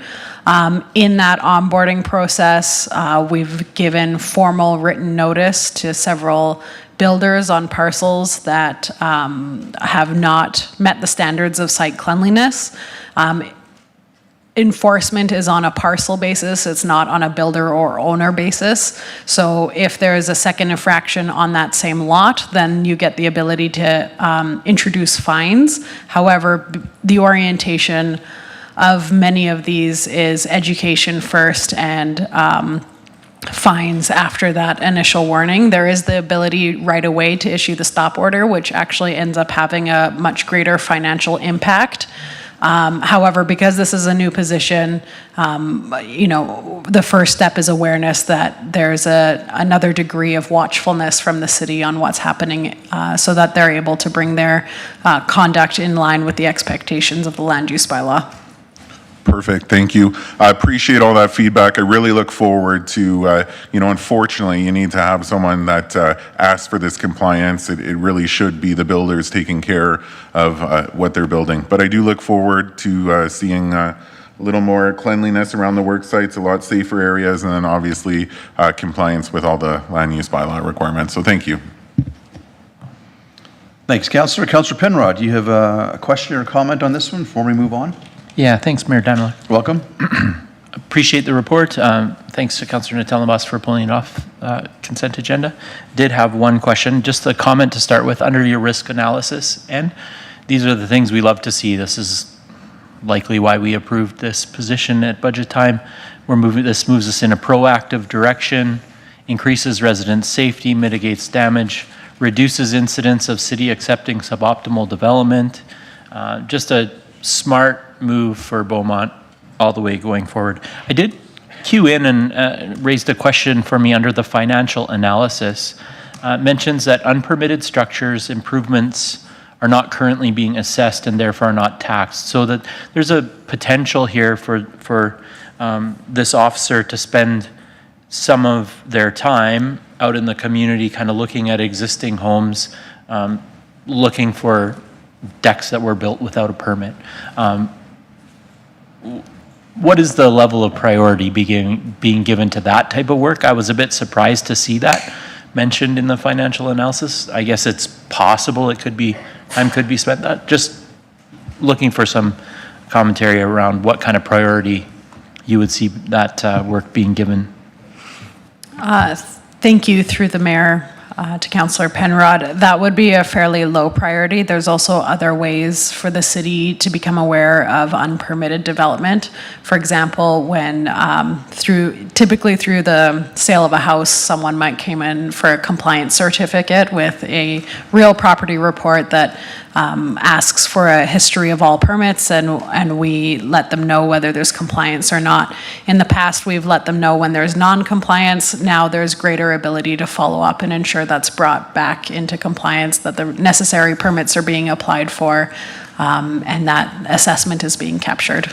Fair. I appreciate that response, and glad to hear that that's relatively low priority. Love to see that work happen once we get some of these major issues that we are hearing residents struggling with, right? And Councillor Natellenbos, I think, did a good job of enumerating those. So appreciate your response. Thanks, Mayor.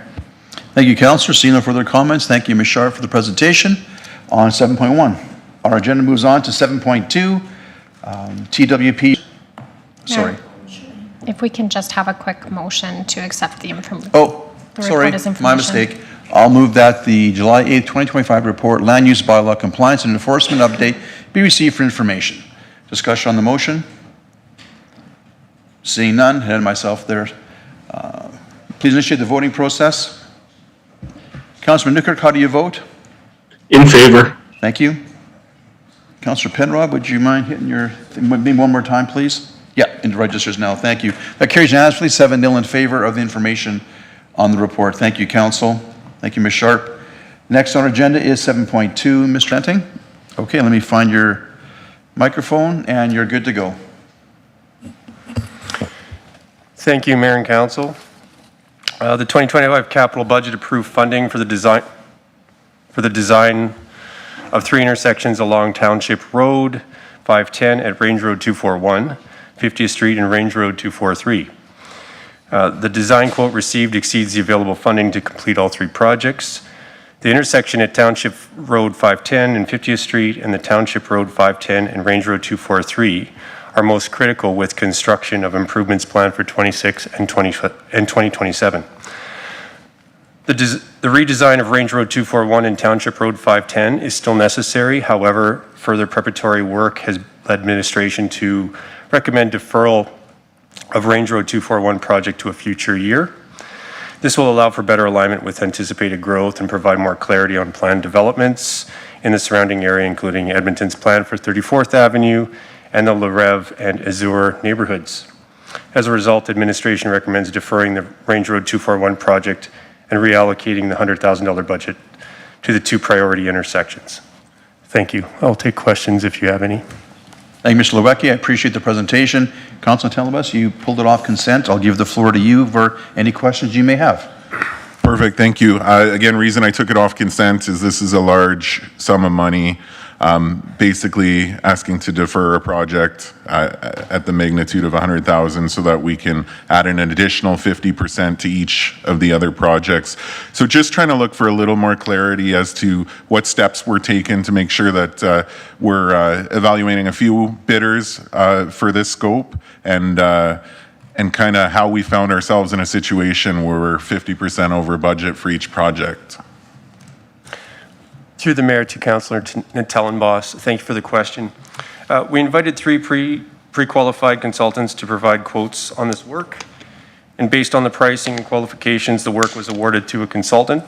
Initial pre-tender estimates did not consider some factors of evaluating the intersection options and considerations of scope complexities.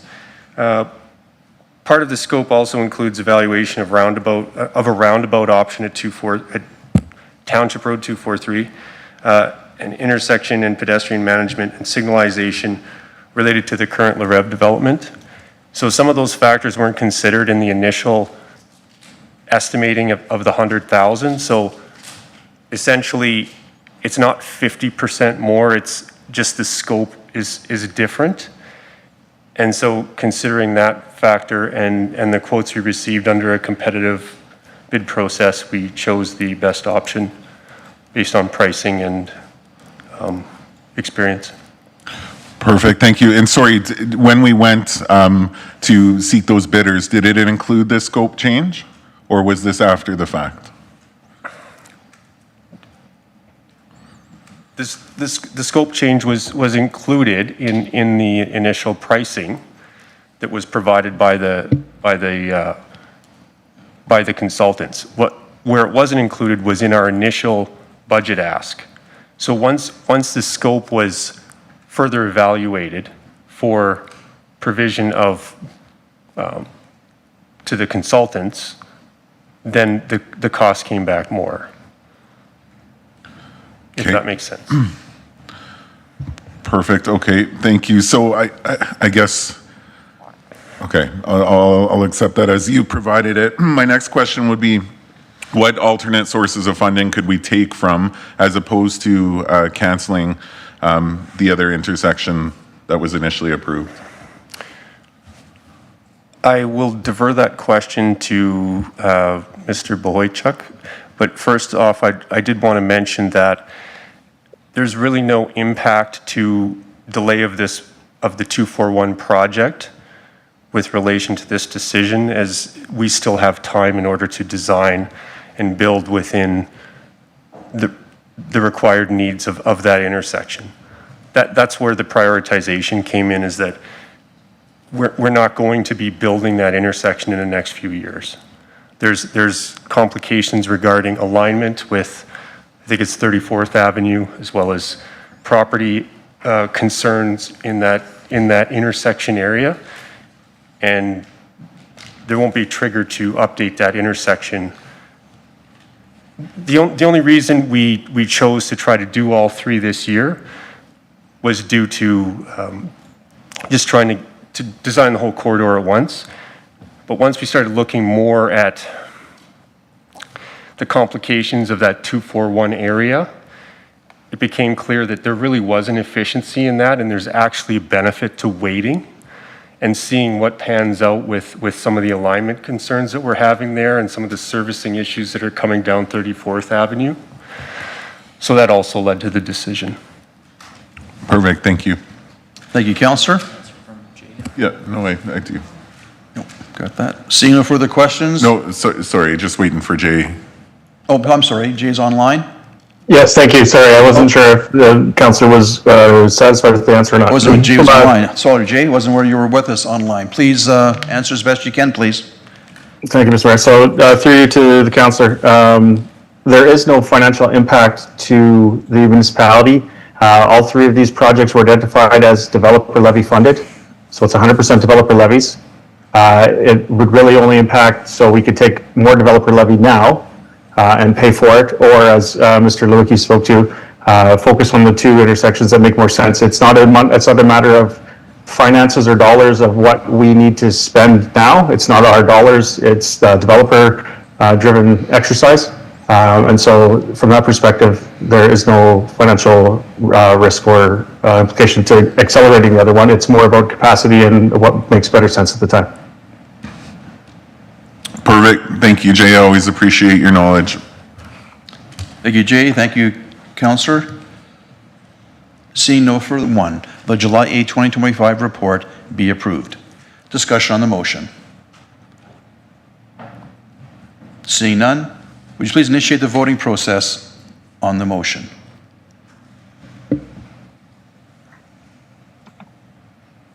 Councillor Van Dukerk, how do you vote? In favor. Thank you. Thank you, Council. That carries unanimously, 7-0 in favor of the motion. Thank you very much. Next on our agenda is item 7.3, Service Request Portal System. Ms. Young? Oh. Yeah, I thought I had it right there.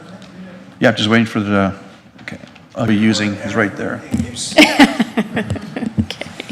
When you're ready, please begin your presentation. Oh, Mr. Berezowski, hang on a second. Welcome to the table. Your microphone is on. Thank you, Mayor. I was going to kick us off here. Oh, please before we have Ms. Young speak. Okay. So good evening, Mayor and Council, citizens of Beaumont. I am Mike Berezowski. I'm the Director of Communications and Service Experience.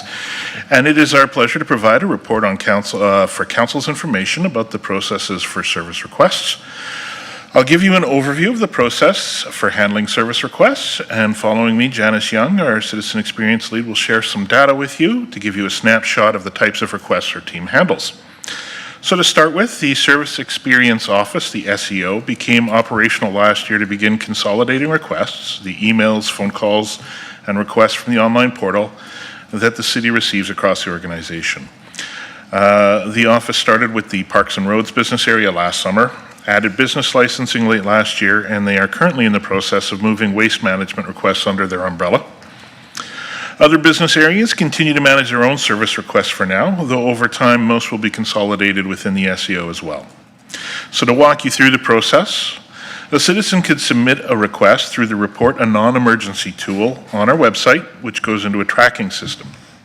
In some cases, we'll enter the request on the citizen's behalf, for instance, if they call. Within 5 to 10 minutes, the system sends an automatic confirmation email that the request was received. And then if the request is being managed by the Service Experience Office, our team will follow up directly within 2 business days by email or phone. Once that request is actioned or an appropriate response has been provided to the citizen, the request will be closed, which generates another automatic notification. For areas not currently handled by the Service Experience Office, the exact process may vary depending on the department. However, our goal is to consolidate and standardize the process as the SEO incorporates requests from other business areas. Now, administration does make reasonable efforts to address requests, but it should be noted that not all requests result in action depending on a number of factors. For example, the request may require budget considerations or prioritization in the capital plan. It might exceed service levels, or the work is already planned at a later time as part of regular operations. Now, this might not always be exactly to all citizens' expectations, but the goal is to at least provide an explanation of the circumstances to citizens. There was another recent question from Council regarding service requests, and although it wasn't a formal Council inquiry, I'd like to use this opportunity to provide a response. Most of the service requests we receive are one-offs from unique citizens, and Janice will go into that in more detail in a moment. But on occasion, we do receive multiple requests from the same person or people. In those circumstances, we will respond professionally and respectfully while also balancing the need to still respond to other citizens. Typically, the SEO will reply to one request and note that the response applies to other requests they've submitted before closing them in the circumstances where perhaps they've received multiple requests on the same issue. Sometimes there are follow-up emails with multiple questions, which we will do our best to answer. However, if the individual is repeating the same questions or simply does not agree with the outcome and becoming argumentative, we will send them a final message that the matter is closed. Now, these are few and far between. We also work hard to maintain a safe workspace for our staff and the community. In the rare circumstances when someone becomes disrespectful or abusive, Council Policy C-22 provides actions such as limiting the individual's access to staff or city facilities. Again, I want to stress that that is a rare occurrence.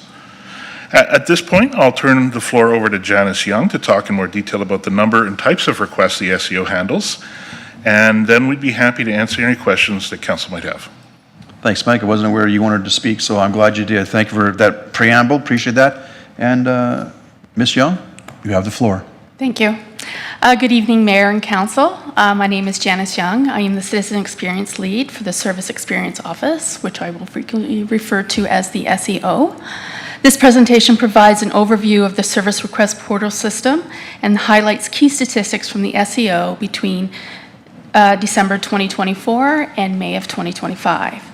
I'll begin by outlining the role of the SEO as a central touchpoint for non-emergency service requests, a role approved by Council and operational since spring of 2024. The SEO coordinates communication between citizens and service areas, monitors trends and feedback, and helps implement citizen-centered service standards. We will then review the types and patterns of service requests received, notable citizen engagement trends, and the operational efficiencies gained through the centralized intake model.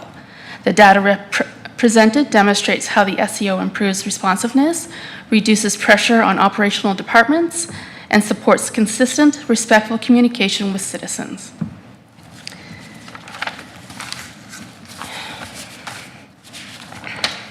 So I'll go to the categories of service requests. As noted, between December of 2024 to May 2025, citizens have submitted 681 service requests. Of these, the SEO serviced 542. That's quite substantial. Listed in the graph here, this does not show volume of the types of work orders that would come out of the types of requests that comes through the SEO. The SEO responds to roads, snow and roads requests, parks, some general information, sidewalks and trails, and then the remainder are handled through the specific business department. I will go to the next page. Thank you. It's magically happening. Citizen use and patterns. I like these particular slides.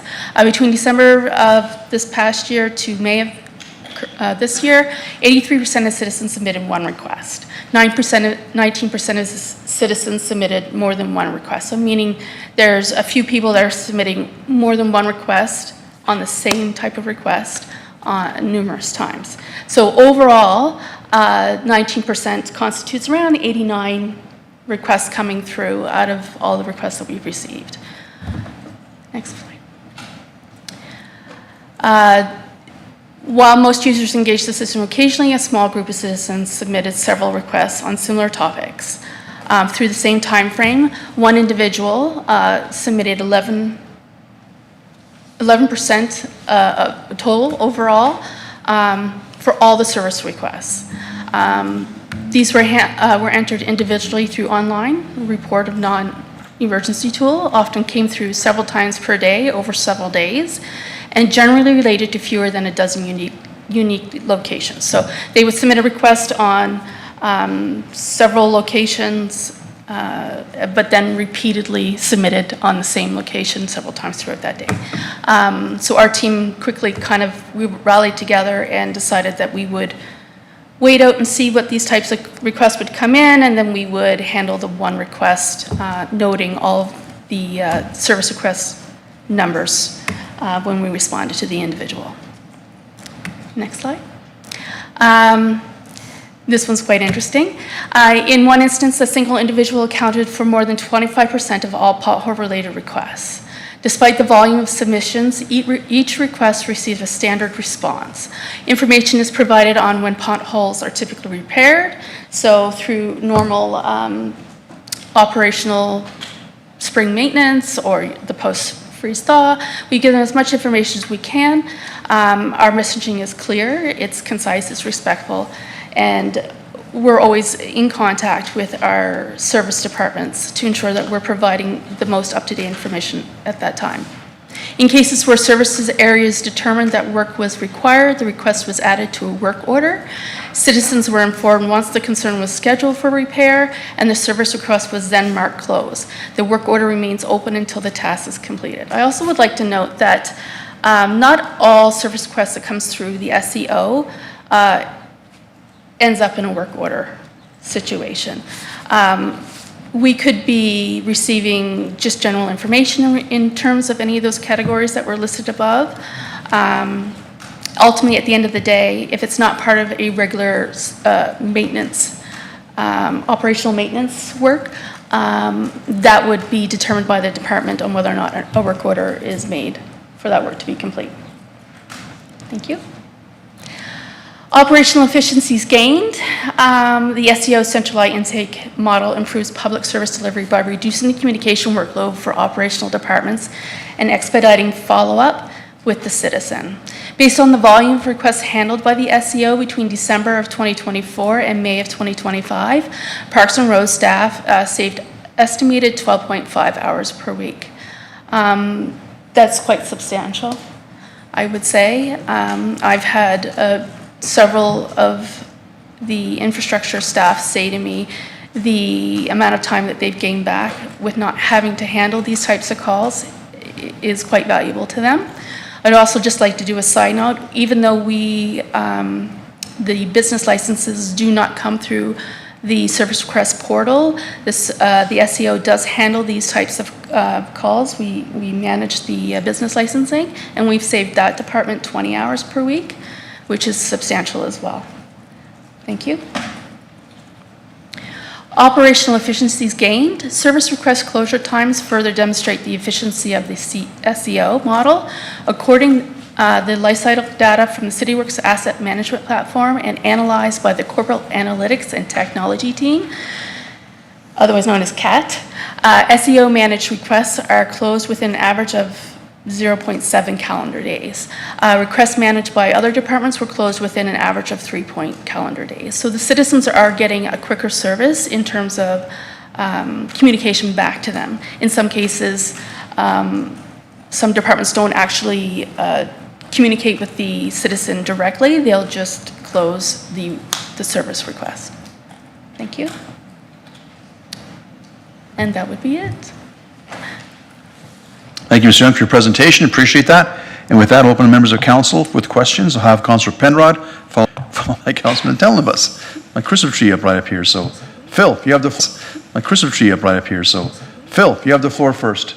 Thanks, Mayor Daniluk. First of all, thank you for the report. It's just a little over a year that this SEO, the whole office has been working, and I think in general it's made big leaps and strides. You've spoken well to some of the savings internal, but I think in general the public is feeling like they're more able to bring things to attention and appreciative of the feedback that they receive. It's not a perfect process yet, so we'll get to some of the refinements that I'm curious to hear some of your thinking around refinements that are possible, but I wanted to start with Mr.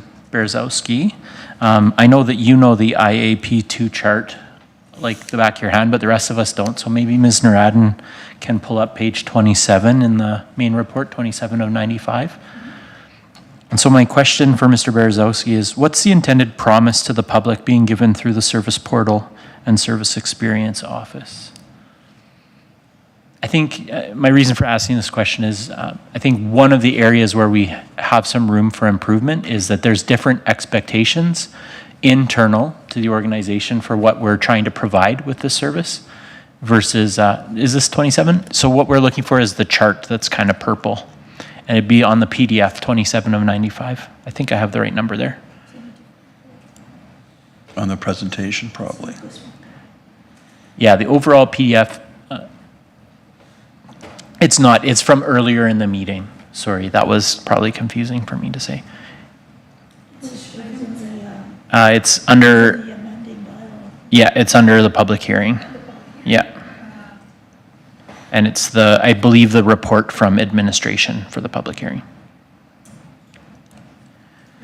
Okay, we'll find it, hang on. Yeah, the what we heard report, yep, exactly. Okay, it'll take a second, we'll find it. There you go. Yeah. Does my question make sense, Mr. Berezowski? Do you want to repeat it? Sure, or- yeah. So I think this is helpful for people to understand. There's different ways and levels at which we do public engagement. And just, if you could speak from administration's perspective, internal to the city of Beaumont, what's the intended promise to the public being given through the service portal and service experience office? Thank you, Raul. I'll try to answer that best of my ability through the mayor to you, Councillor Penrod. This would largely fall under the inform. The idea is to provide information back to residents about the city's operations, although it does also serve as a way for the city to become aware of, for example, potholes is one that we've heard a lot about this spring. And while we didn't necessarily, the city was not necessarily in a position to action those until we had finished our street clearing or street sweeping, every time that they were reported, they were added to the list of ones that needed to be done. So I'm not sure if that really fully answers your question, but what I would say is that in terms of the expectations that we are going to be providing publicly at some point, we're still very much in a pilot informative stage. And one of our goals is to eventually create some service levels that we can then provide to the public on turnaround times for calls. Again, until we start to actually lift up the hood, look under the engine and then really understand what it is that we're working with and understand the processes that the departments have and how we can streamline those processes and develop those decision trees. It's hard to set those types of standards, but I think that is something that we are working towards. Thank you. It's a helpful answer. I think something that I've sometimes thought of is the gap between some people some residents and administration is, I'm clear that administration feels this is an informed piece, right? Some residents feel like this is a empower piece. Like, I'm going to enter it into the app and my pothole should be filled tomorrow, regardless of whether that meets the level of service or not. And so I thought that was just a helpful way, because it was already included in this meeting earlier on, to just raise that pet. So that becomes a communications issue, right? And I know you're really good at that, and it sounds like you've got plans for how to bridge that gap a little bit, so I'm happy to hear that. I know others have some questions and comments, so I'll just close this with this one for now. One of the frustrations that we've heard as public, you might be surprised how many members heard, I think all of us, pretty loud and clear, is that there is a frustration around when someone puts in a service request and it comes back, the response comes back as, we're giving you some information and now this item is closed. And that means, I think, from people's other experience in other forms of customer service, closed means resolved. And so that's kind of sticking in the craw of the public, because they're getting this response that says this is closed, read resolved, and it's not. But what I learned from your report is that sometimes this is also generated a work order. And so maybe that's a piece that, if we could play with that language to make it clearer what exactly is happening, and maybe in those improvements down the road, there's room to report to on when the item is actually resolved. And so look forward to, I guess the question of that becomes, I would like to know if you have this information tonight, and if not, then later. But we mentioned the metric for managed requests are closed within an average of 0.7 calendar days. I hear you saying that means we've received the pulse of information from the community and we've responded back. I'll note that's an improvement on where we were at, right? But because of the language we're using, it doesn't feel like an improvement to people. They're feeling frustrated about it because they're feeling like admin thinks it's resolved and it's not, right? So how are the closing rates of work orders since the implementation of the Service Experience Office? Are you able to throw light on that at this meeting tonight, or is that a future report?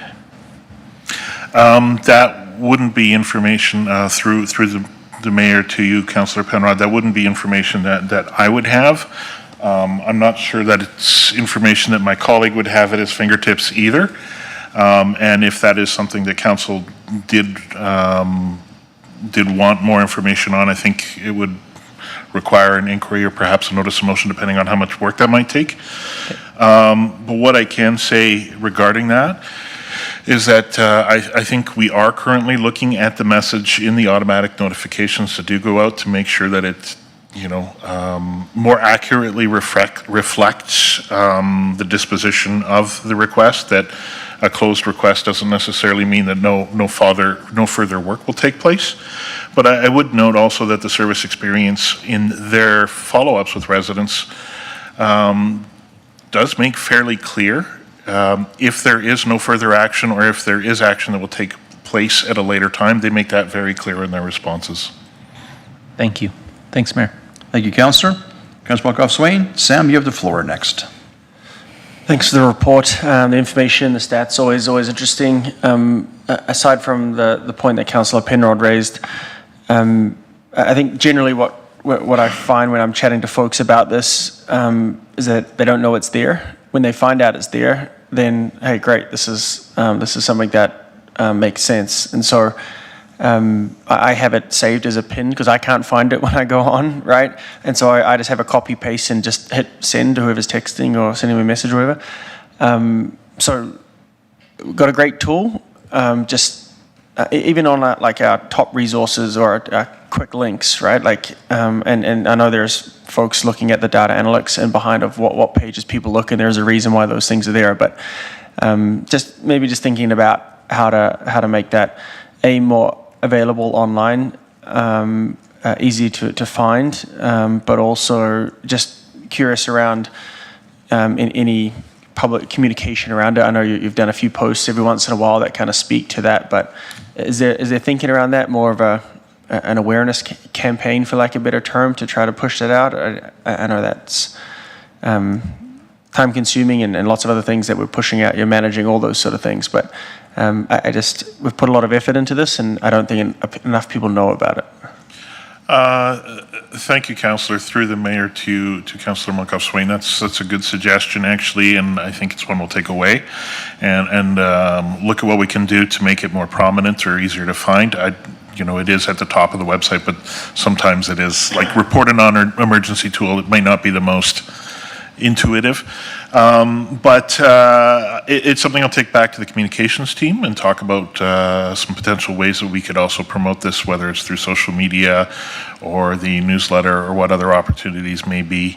I think at one time we were including it standard in most advertising, just as a little tagline for the public, so we can look at some opportunities there to publicize that some more.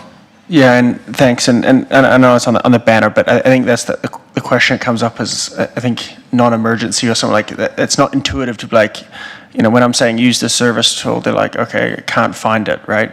So anyway, leave that to you guys to take that away. But generally, really appreciate it. And it's going to continue to take time, but it's going well. Thank you. Thank you, Councillor. Councillor McCook. Kat, you have the floor next. Thank you, Mayor, and thank you for the report. I won't touch on similar points that have already been made, but while the SEO managed requests show faster closure times, and we've already mentioned that residents sometimes feel like their inquiries get lost in the system, even though they may have been responded to. Can you kind of explain a little bit further how the SEO ensures requests are properly escalated or directed to the right departments for that timely action?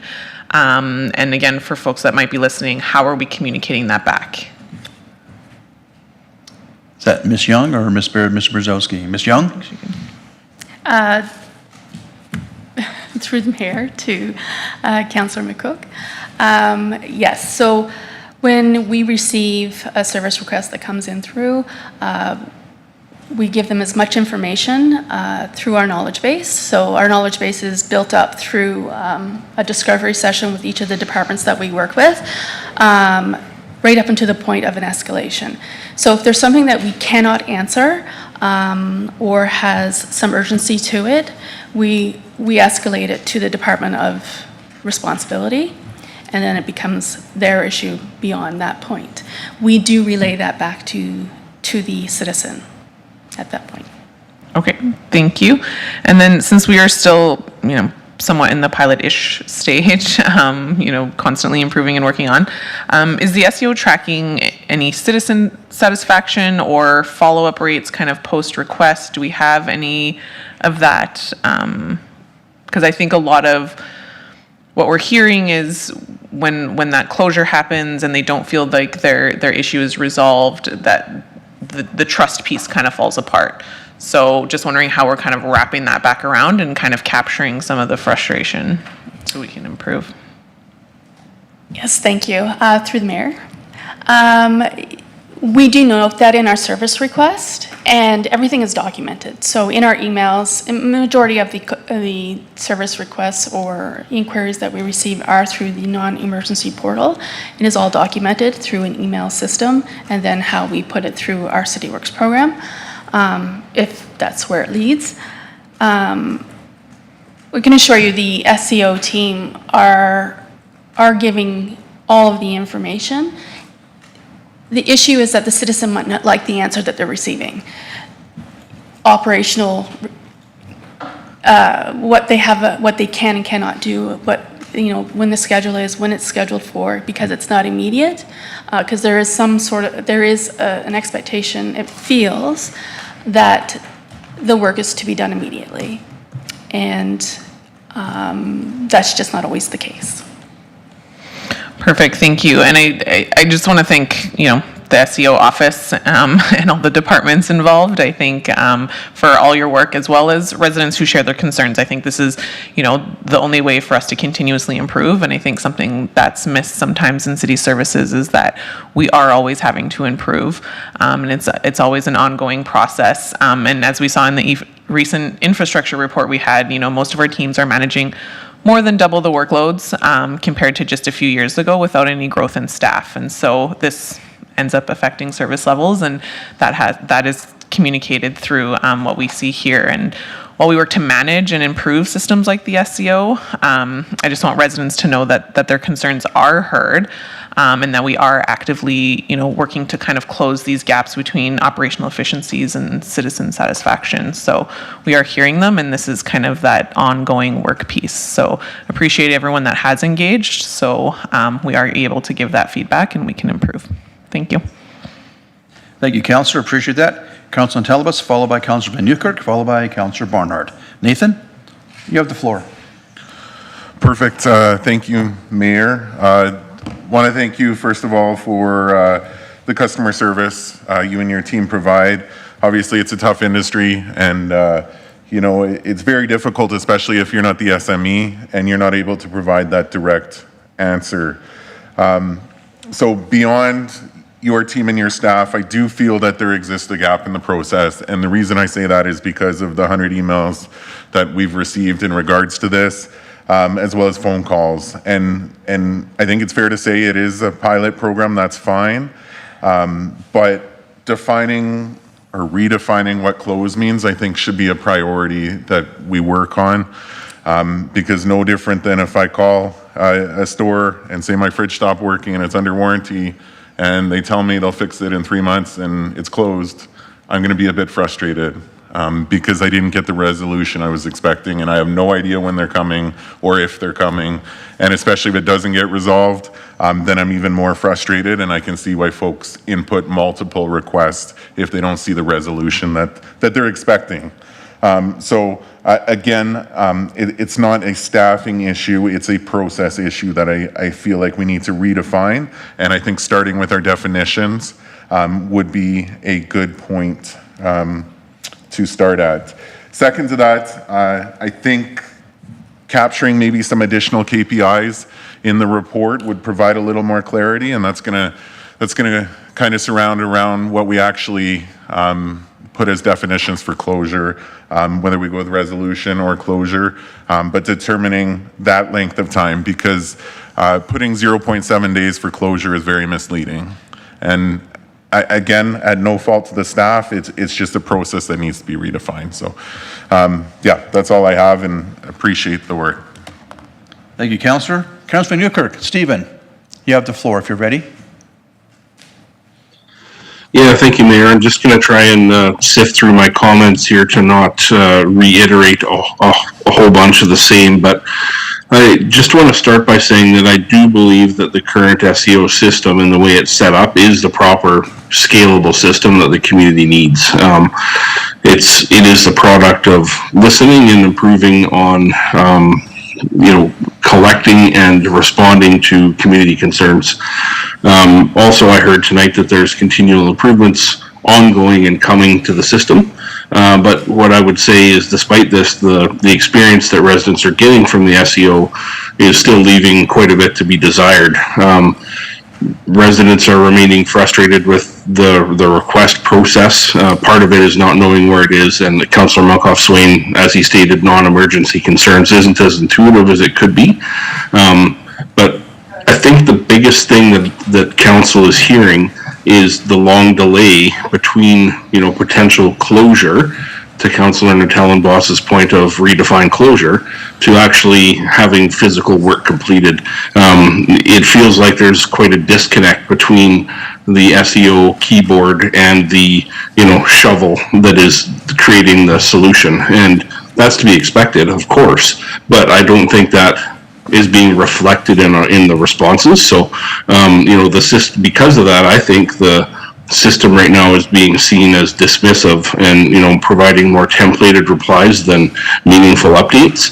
Now, that may sound harsh because I do know that there's a lot of tailored responses that come in, but just recall that when residents are not getting the answers that they want or feel that they deserve, they come to council. Council has been inundated with requests and concerns with responses from the SEO office. So if the SEO office responses and the work that administration was doing was hitting the mark, our email box wouldn't be full, and it is. So for me, I think that residents are really looking for, the buzzword transparency through the accurate reporting of the resolution times. I think that would help a lot. That 0.7 is misleading. And as Mr. Berezowski said, redefining what those service standards are, or defining them maybe in the first place just through the work we have to do to get there will be important. And then we can take another stab at remeasuring the effectiveness. But those are my comments tonight. And, I am continually supportive of this process. It's evolved over time, but it really feels like we're at one of those points where we have to listen to what the residents are saying and react, because I think we haven't been doing a good job at that. So those are my comments, Mayor. Thank you. Thank you, Councillor. Councillor Barnhart. Kathy, you have the floor now. Thank you, Mayor.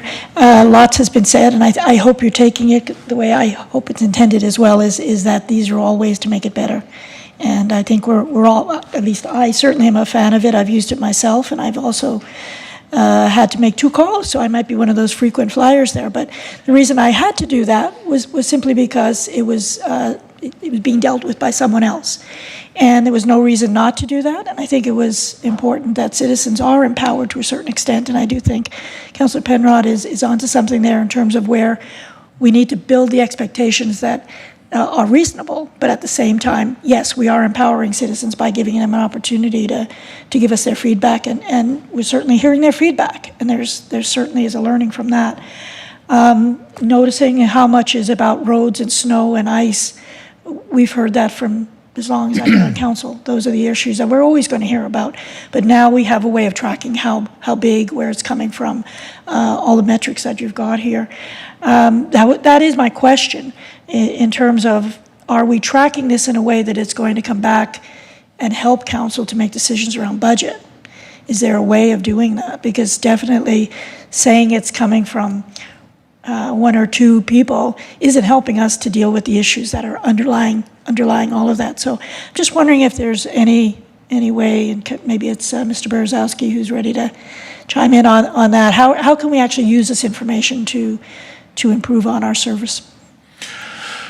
I think it would be, through the mayor to you, Councillor Bernhardt, I think it would be challenging just to use the call volume alone to determine service levels, because it doesn't get into, as has been brought up, once it's gone from the service experience office to when it's actioned, and that there's some sort of resolution, so like the pothole gets filled or something. That I would have to turn to my counterpart to be able to talk about what kind of data that department might collect. I think that would be more valuable for council rather than just what the call volume is. I'm not sure if that's the kind of quantitative or qualitative data that would help in decision making, other than a lot of people are concerned about it. But does that mean that the service levels are being met? Is that within the service levels? I think that's data that my counterpart over here would have. I'm not sure if that's something. I just want to chime in a little bit on that too, and that Yep. it's an indicator, and I never intended it to be the only measurement. That was not where my question was coming from. Yep. But I mean, if we're collecting the data, there's a reason we're collecting that data, and if citizens are very unhappy with service levels in a particular area, then it only makes sense for us to review it. Doesn't mean we necessarily believe everything we hear, but it's an indicator. And I think that's some of what council needs to do when it sees the data, what we do. I recognize it's pilot-ish, and I appreciate that, but given the number of service requests, and I want to pick up on one other point, and that is that I've worked, as you know, in areas where citizen complaints, it's not an easy job to have to hear negative, and that's, people aren't calling you to say, hey, great job. They're calling to say, we have an issue and we need it fixed. When someone continuously calls and calls and calls, I think that's a bit of a call for help as well. And I don't know if there's anything within our system yet, or if you have a protocol, where do you refer those calls to? If someone is calling, I think I looked at some of the numbers, and it was one caller was calling sufficiently a lot of times. What can you do about that? That is something that maybe could be referred to FCSS or some other mechanism or higher up, but I just wonder, have you looked at that at all? Again, Mr. Berezowski or Ms. Young. Oh, sorry. I thought it was on. Sorry, Mike. Yeah, thank you. Through the mayor to you, Councillor Barnhart. That's actually an excellent point, because I think that would certainly explain some of the cases of what we're seeing.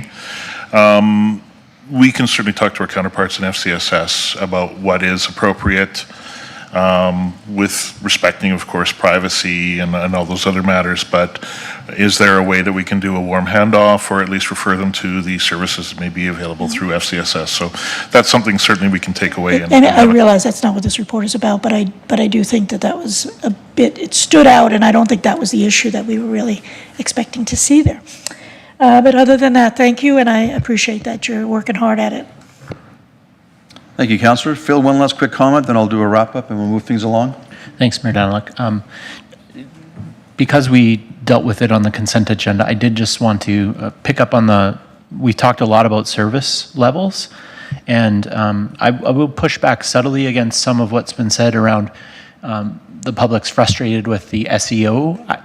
I think the SEO is the place where we ask for people's feedback most directly. And so people who are frustrated come there because it's the channel that's been provided.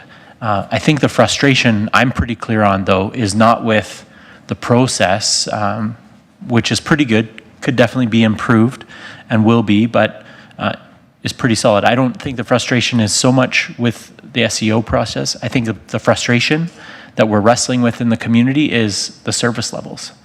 And so I just wanted to highlight in the comprehensive growth plan update, the first deliverable is level of service review, and that's anticipated for October 25, which will hopefully be really timely, because we got an election that will all the public are going to have ample opportunity to talk to all their prospective councillors and mayors, and be really clear on the level of services that they're hoping for, expecting, and the amount of taxes that they're willing to pay to fund those services.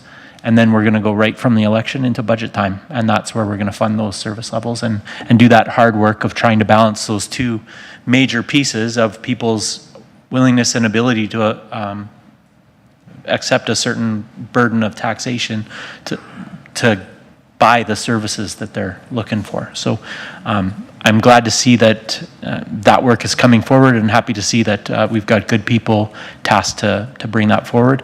I'm hopeful, to Councillor Barnhart's point, it speaks in that area about a framework for data collection having been established. I'm hopeful and sure that the SEO data is included in that. So thank you. Thanks for the opportunity to point that out, Mayor. Thank you, Councillor. Quick wrap up for myself. We've come a long way with this whole project. There are some hiccups along the way, some ways to improve. This has been hopefully constructive.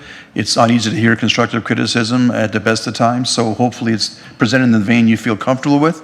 I do know some residents have been expressing concerns, and as mayor, I get the bulk of the emails from residents who are unhappy with various things. Sometimes I think expectation from residents sometimes can be a bit excessive. You can't expect your portal to be fixed the same day you report it on the service portal. That's not reasonable. And I got an email saying, well, I reported this morning, it's not done yet. Well, it's only been 2 hours, so that's not a fair criticism of the system. That's an unreal expectation. So at the end of the day, I think we've come a long way. We have a way to go. I think we're kind of like 85%, 90% there to having a really good service portal and a good way to get back to our residents. There are ways to improve, and hopefully this evening's information has been helpful. On the whole, it's good, but we could do a couple tweaks here and there and to really improve it. So with that, seeing no further comments, members of council, would you please put the motion on the screen to accept this report as information?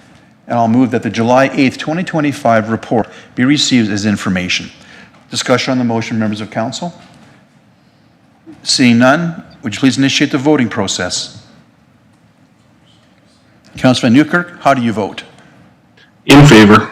Thank you, Councillor. That carries 6-0 in favor. Councillor Malcolm Swain had to leave our meeting, so he's not curious why only 6 of us voted on this motion.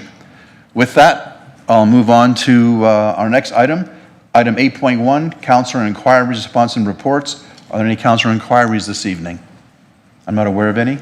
Oh, Councillor Penrod, you have an inquiry to make. Thanks, Mayor.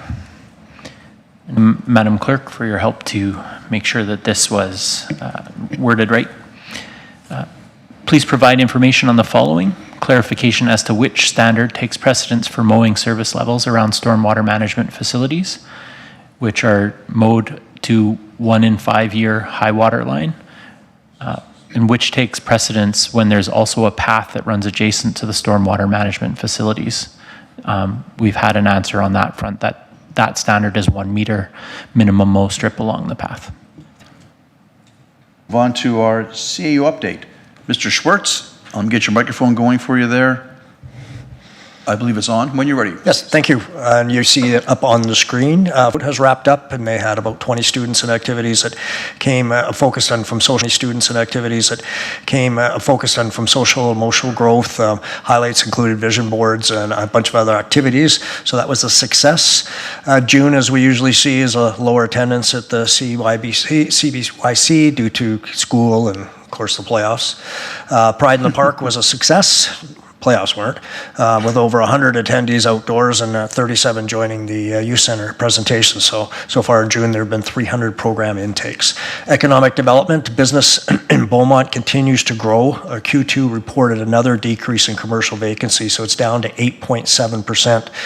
When Jennifer and I were talking about this today, in 2023, which was 2 years ago, it was over 20%. So that's a significant increase, so well done. Infrastructure, construction on 50th Street, just north of 44th Avenue and south of 30th Ave is going to start July 14th. So that work is expected to continue through mid-August. And our parking lot here, Aaron, I know this isn't on this, if I recall, is a partial closure this Friday and a full closure on Saturday. So we can finish the asphalt here. And that's all I have. Thank you. Thanks, Sarah Schwartz, appreciate that. And that statistic on the vacancy going down is almost 20%. That's in their RSP return, be very happy. So 20% decrease in vacancy is very, very Beaumont for storefront businesses and our business tax base, which is also a good thing to be increasing as well along with that. Much appreciated. Any notice of motion this evening from members of council? I'm not aware of any notice in the motion. Madam Clerk, any notice in the motion? No? Thank you. We have no closed session, so before we adjourn this evening, this is our last meeting before summer break. We reconvene on Tuesday, August 26th. So having said that, I want to wish everybody a very safe and very enjoyable summer season. We've been very busy since January. I can't believe it's already July already. It's gone by so very quickly. So we'll see you all back in 7 weeks. So please have a great and safe summer break, and we'll see you in August. Thank you. We are adjourned at 8:51. Thank you. Enjoy your night.